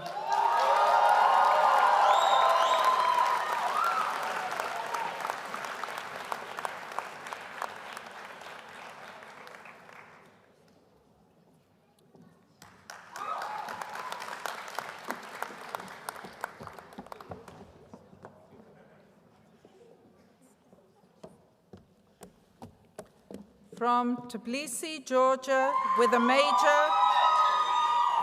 major in international management with an emphasis in marketing, Nuki Toradze.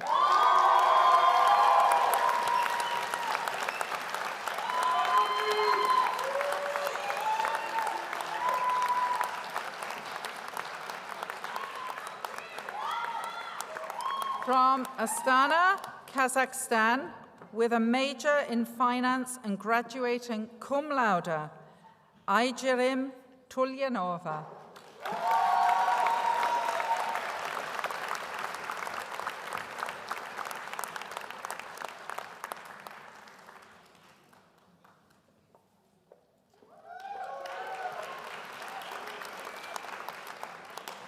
From Colombo, Sri Lanka, with a combined major in management and visual and communication arts, Johan Ukwate.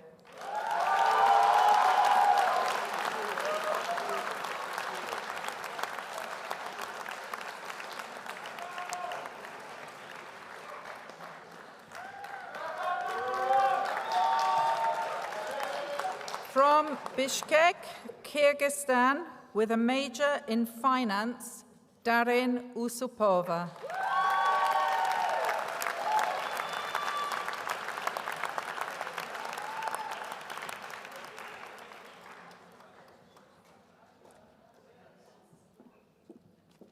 From Lviv, Ukraine, with a major in international management with an emphasis in finance, Vitaly Volkov.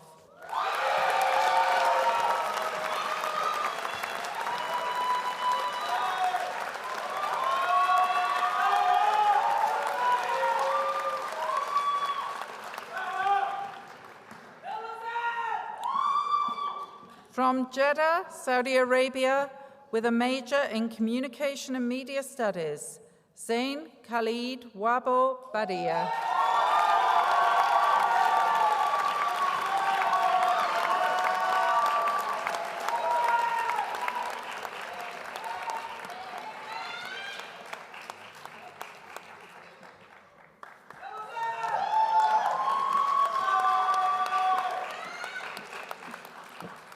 From St. Johnsbury, Vermont, USA, with a major in art history and visual culture, Jamie Evelyn Warren.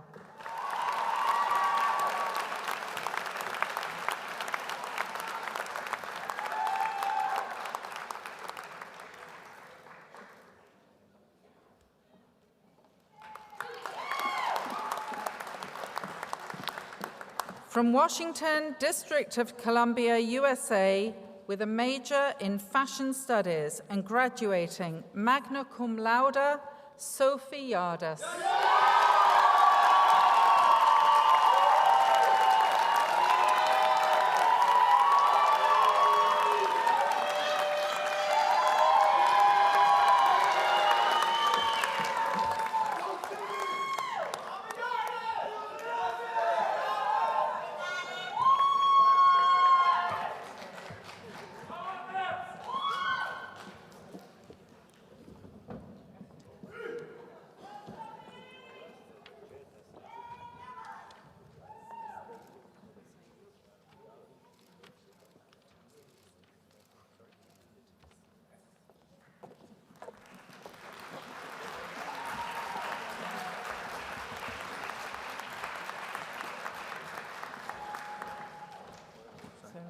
Wait till they're good. Okay.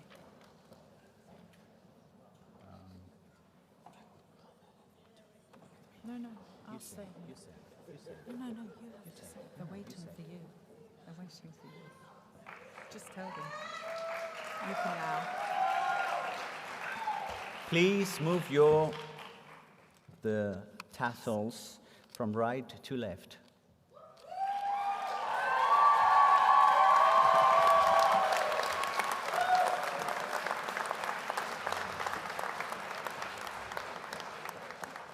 Still someone who has, no, okay.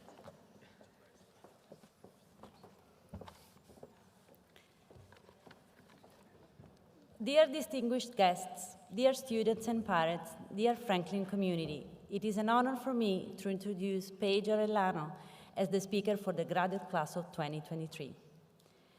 Since I took the directorship of the Master of Science in International Management last October, it was clear that Paige was a key point of reference both for the class and for faculty. Very determined, attentive, quiet but strong, Paige carried the class on her shoulder on several occasions and helped everyone to navigate through the challenges and the opportunities of the program. She always advocated for her classmates and created a constructive dialogue with faculty. Graduate programs are intense, require a great dose of commitment and self-awareness, require focus and determination. Thank you to all Franklin faculty that taught in the program with such effort, and to Prof. Suleiman and Schultz especially.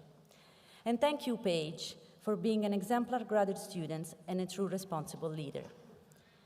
I was very impressed by her ability to self-design her learning journey, to make the most out of every event and opportunity while maintaining her personal well-being.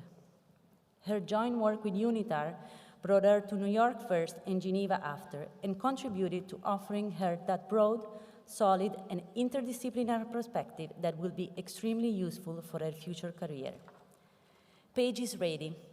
She's ready for the next step in her career, and I'm confident that with her ability to interpret the world and to connect with people, and with the expertise she acquired in the MSIM program at Franklin, she will succeed in each and every opportunity she will pursue. Congratulations, and best of luck to Paige and the beautiful graduate class of 2023.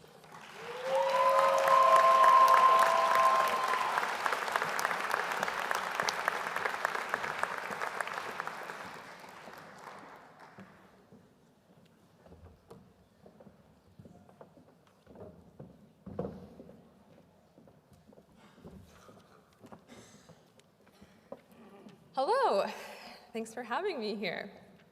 And congratulations to the class of 2023. We did it.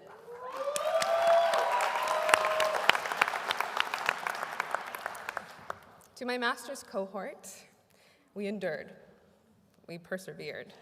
And although at times our efforts seemed lost, I am proud to be standing with you here today. A special thanks to those who made my time here so wonderful: Kate, Ginevra, Petra, Swasti, thank you so much. This week, my family suffered a loss with my uncle passing. He was a proponent of education, the first to tell you he was proud, and an overall admirable human being. As so many of us find ourselves in a time of transition, I decided to write a piece to commemorate this period of change. I would like to dedicate this piece to my uncle, Louis Johnny Ariano. It's called An Ode to the Experience We Call Life. Happenstance is not so mysterious when we consider the larger picture.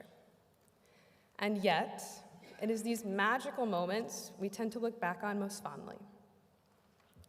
When we consider the limited nature of our time, which of these junctures will we choose to hold on to and remember when it matters most? As we step into a new chapter of our lives for some, or just a new day for others, I invite you to be reminded on how to create said serendipity. First, take your time and savor the sweetness of the now. There is no rush. Take delight in your ability to receive yet another day. Find happiness in the small things and joy in the big. Console those who are in pain, for if we have not already experienced it, we one day will. Release your shame, release your guilt. Anger has no space at the table. Apologize for what has been caused, and forgive what can be forgiven. Love with everything you can, as deeply as you can, and as passionately as you can. And most of all, keep faith, keep hope, because some days it will be all that we have. So once more, I pose the question, what small moments will you hold close at the end of the day? What will be your experience? Thank you.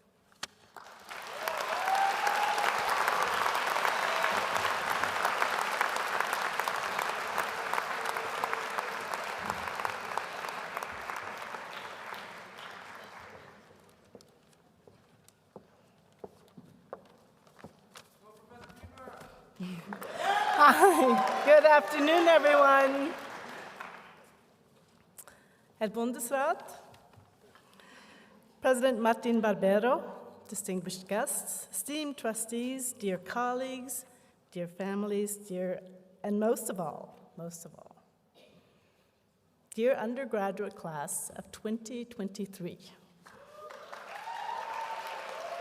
I give you this year's speaker, your very own private speaker, Majda Halim.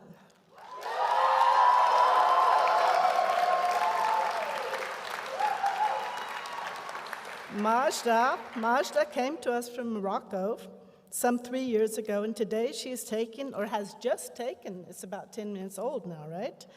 She has taken a degree in international marketing management. Majda, please come to the stage. You're already here. Excellent. So Majda is a student who says to me, I want to mix it up a bit, Professor. So here we are, mixing it up a bit.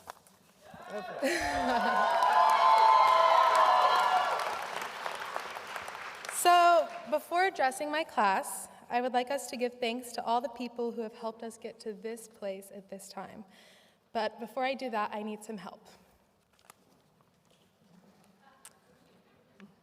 We would like to give thanks to the following. Our professors, our staff,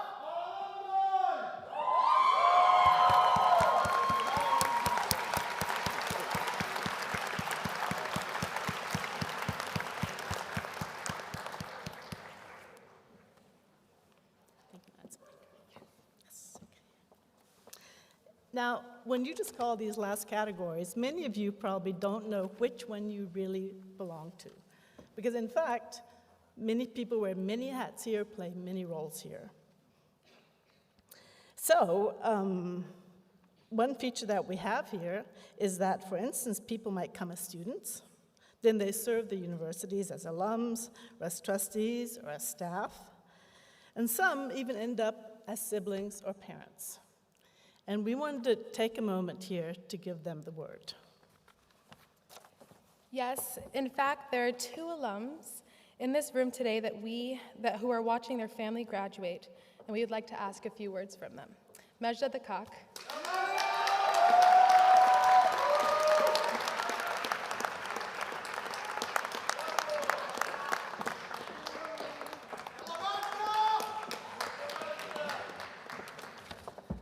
Hello, everyone. So 12 years ago, I began my journey at Franklin. One would assume it would end there. But here I am today, watching my 2 brothers graduate from the same university. Salah, Faisal, you used to hear my stories and probably laugh at my obsession with Franklin. But now, we share the same special connection that goes beyond time. We have found the same home and created an extended family far from our own home and family. And this special connection will forever inspire us as we go through the journey of life as siblings and Franklin graduates. I am so proud of you. Thank you. I love you.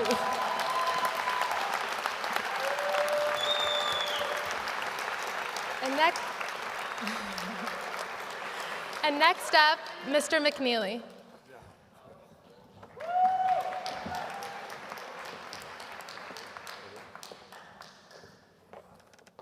First of all, your family, your friends, your parents are so proud and happy for all of you today, and like I am for you as well, because it was 50 years ago, I was getting going, starting off, but I have to tell you, the confidence that I got, the education that I got here, and the experience, and because of this incredible faculty, which is also supported by the trustees, and maybe even someday that you'll look back and you'll say, you know, what can I do to give back to Franklin?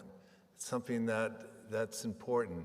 So I had the luxury, the fun of going here, becoming a trustee, and then, like I said earlier, this is such an honor to be able to have this honorary degree.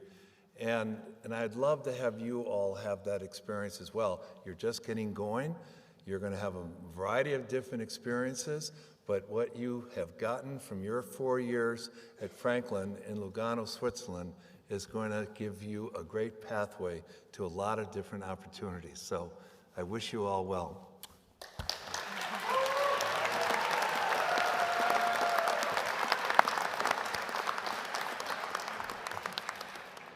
We are all incredibly proud of you, all of us faculty, all of us trustees. Marsha, take it away.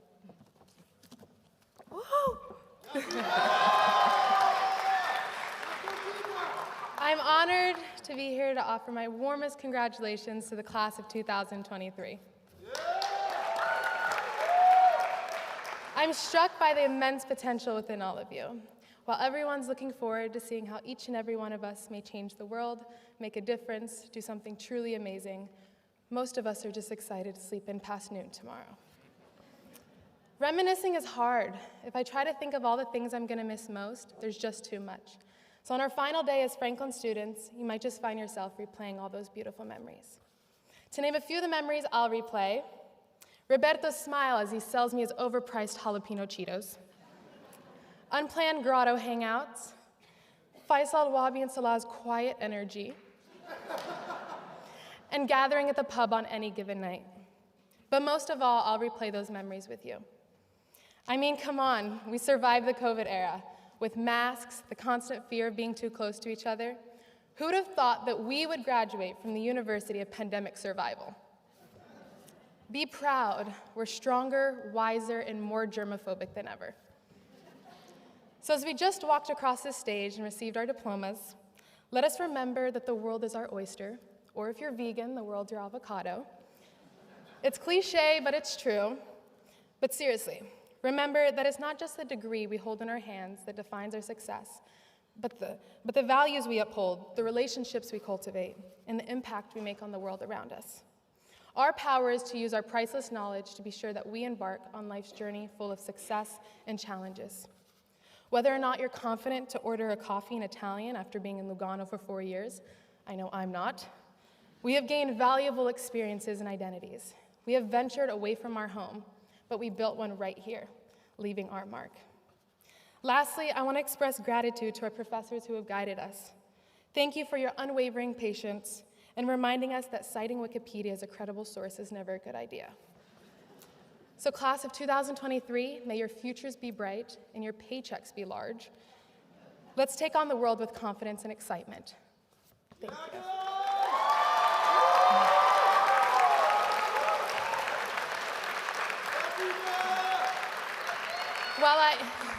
While I couldn't verbalize every last memory, what better way to communicate our experiences but through the videos you all shared with me? First off, I'd like to give a shout out to alum Leo Williams, who helped me put this video together, as well as the Franklin marketing team. I hope you enjoy, and I better see some tears. Thank you.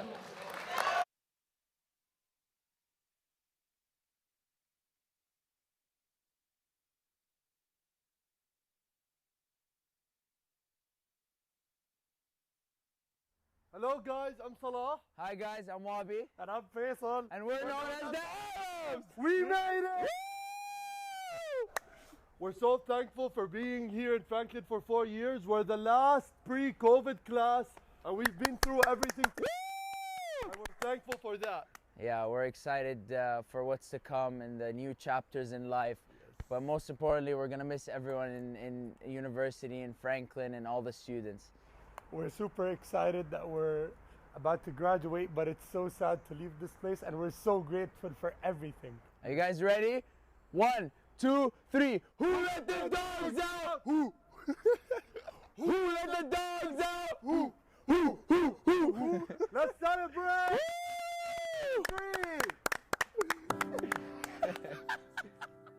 What was your first impression of Franklin? My first impression of Franklin was very freeing and surreal because of being away from home for the first time, as well as being so far away. I felt like I could kind of be myself. My first impression of Franklin was just kind of a shock of wow. It was my second time out of the US, coming to Europe, and so being here at Franklin, the people, I mean, the location of it, everything just amazed me. My first impression was definitely pretty isolating, but as soon as I left quarantine, I felt super welcomed, and I knew I was gonna really like it here.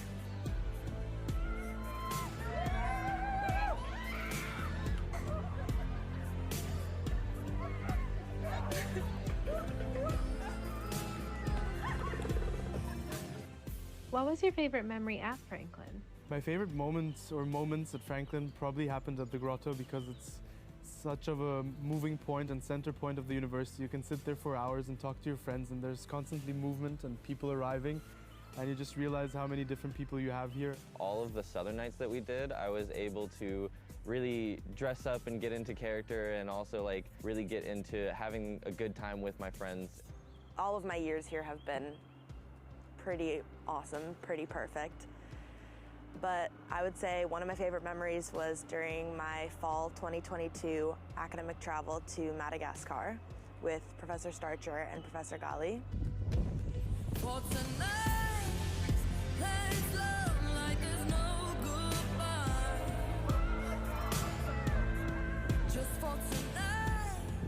What are you going to miss most about Franklin? The thing I'm going to miss most about Franklin is the family. Over the past 4 years, I've made an amazing family of friends. We've called this place our home for those past 4 years, and it's going to be really, really hard to say goodbye to both of them. The diverse environment at Franklin the most, because now that I've been here for 4 years, I have friends all over the world and from countries that I've never even thought about. And friends became such a big part of my life after being here for 4 years, and now I know that I can travel anywhere around the world, and I'll definitely have one of my people from Franklin somewhere in any city around the world. What I'm going to miss most about Franklin is being an RA. Creating programs and events has been really, really enjoyable to connect the community life and have all of the times in which we can build together and grow as a family. I'm gonna miss the people, for sure. My close friends, obviously. I'm gonna miss our group dinners and our weekend trips and our homework sessions even, but I'm also gonna miss the people I wasn't as close with because I truly feel supported by almost everyone at Franklin. I'll miss my professors who have supported me and made time for meetings with me and helped me through my thesis. I'll miss Lucia at the dining hall. I'll miss, everyone, I really believe. Yeah, I think the people here have encouraged me and supported me and pushed me to be a better person.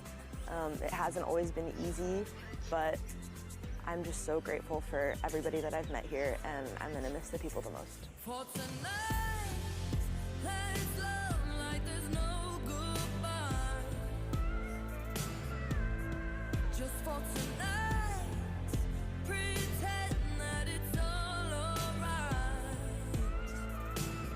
Hi everyone, my name is Alexandra Elena Mitu, and I am the valedictorian of the class 2023. Being named valedictorian is obviously a great achievement, and I'm very honored to receive this title because it represents a recognition of all the work that I have put into my studies these past 4 years. But above all, I am so beyond grateful to represent this beautiful class of 2023 and all these beautiful people who have inspired me throughout these years. I want to thank my professors for inspiring me to be a better student and a better scholar. I want to give a big shout out to my professor, Professor Montross, my thesis advisor, because I couldn't have done this without her, and she's been a lot of help this past year. Also, I want to say that I am most grateful for my classmates, because not only they have inspired me to be a better friend, but a better human overall. And I am very, very thankful to be sharing these moments with them.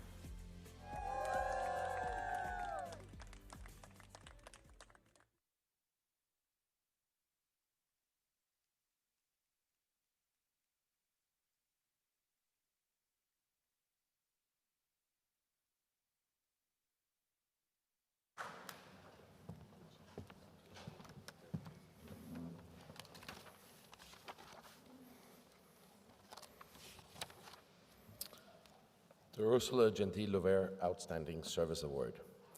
The Ursula Gentile-Lover Outstanding Service Award was established in 2006 by the Franklin University Switzerland Board of Trustees to recognize outstanding members of our alumni community for exemplary service to Franklin University and for the enthusiastic leadership and support of its mission and goals. The award reflects the honor and credit that recipients bring to the university through their actions and contributions. Past award recipients include Claudia Figueret, John Steinbrenner, Jim Moore, Sally Dodge, Sheikh Hussein Al-Banawi, Ned Lynch, Meg Salyer, India Hubble, Renee Music, Emily Boynton, and Majda Daga. Emily, would you please join me?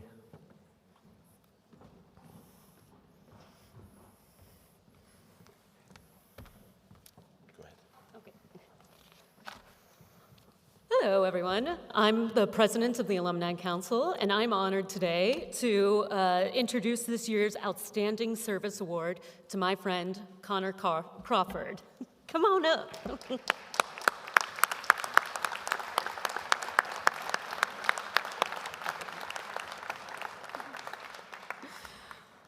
You know, any organization's greatest achievements are always accomplished by its people.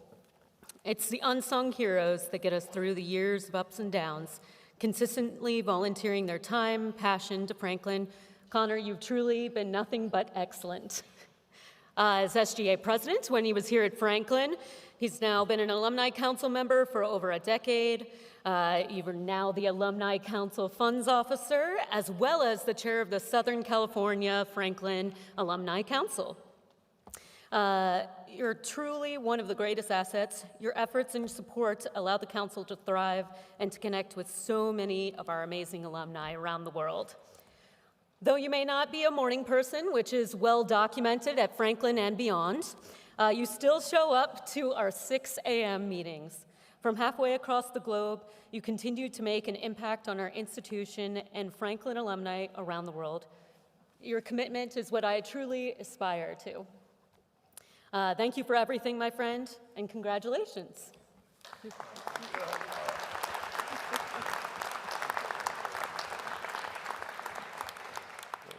All right. Well, thank you, Kim. Thank you, Emily. I am deeply, deeply honored to be considered among the alumni that have won this award before me. It is something I deeply appreciate.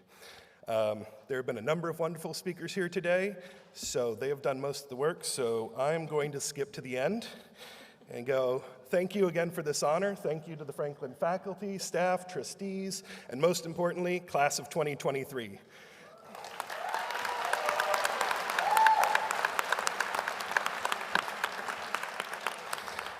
I don't have much advice for you that you won't find from someone else that will give it to you a little bit better. The only thing I have to say is don't wait too long.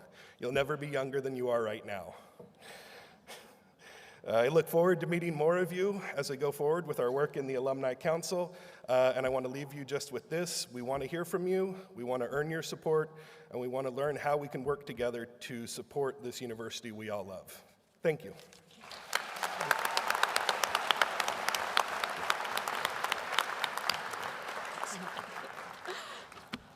All righty. Thank you, Connor. Now, graduates, as you embark on the next phase of your life, know that you're not alone. In addition to your friends and family, you're now one of more than 7,000 Franklin alumni worldwide.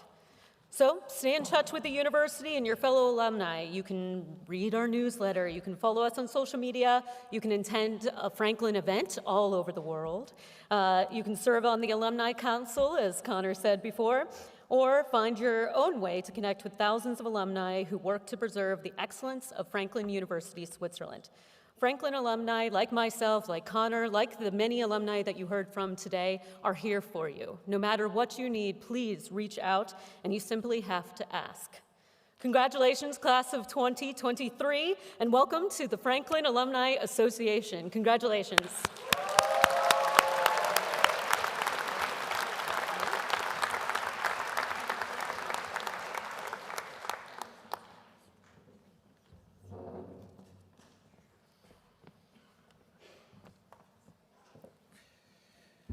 Reaching the end. Dear students, I would like to conclude by saying that science is proof that the building of strong connections and long-lasting relationships is the most fulfilling and meaningful form of living happy and healthier. As Harvard professors Robert Waldinger and Mark Schultz recently published in the book Good Life, this work is actually based on an 85-year-long study in the field of adult development. As they claim, it's never too late to strengthen the relationships you have. Never too late to build new ones. We at Franklin hope to have served the mindset and provided you with the confidence to grow even more into it. And now, will the 2023 class please stand? Trustees, faculty, staff, cabinet members, families, and friends, an honorable guest. I present to you Franklin University, Switzerland graduating class of 2023. Please join me in congratulating them.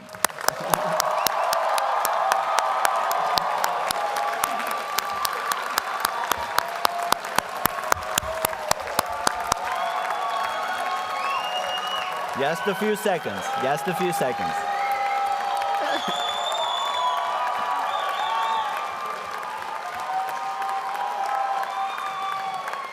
Few seconds.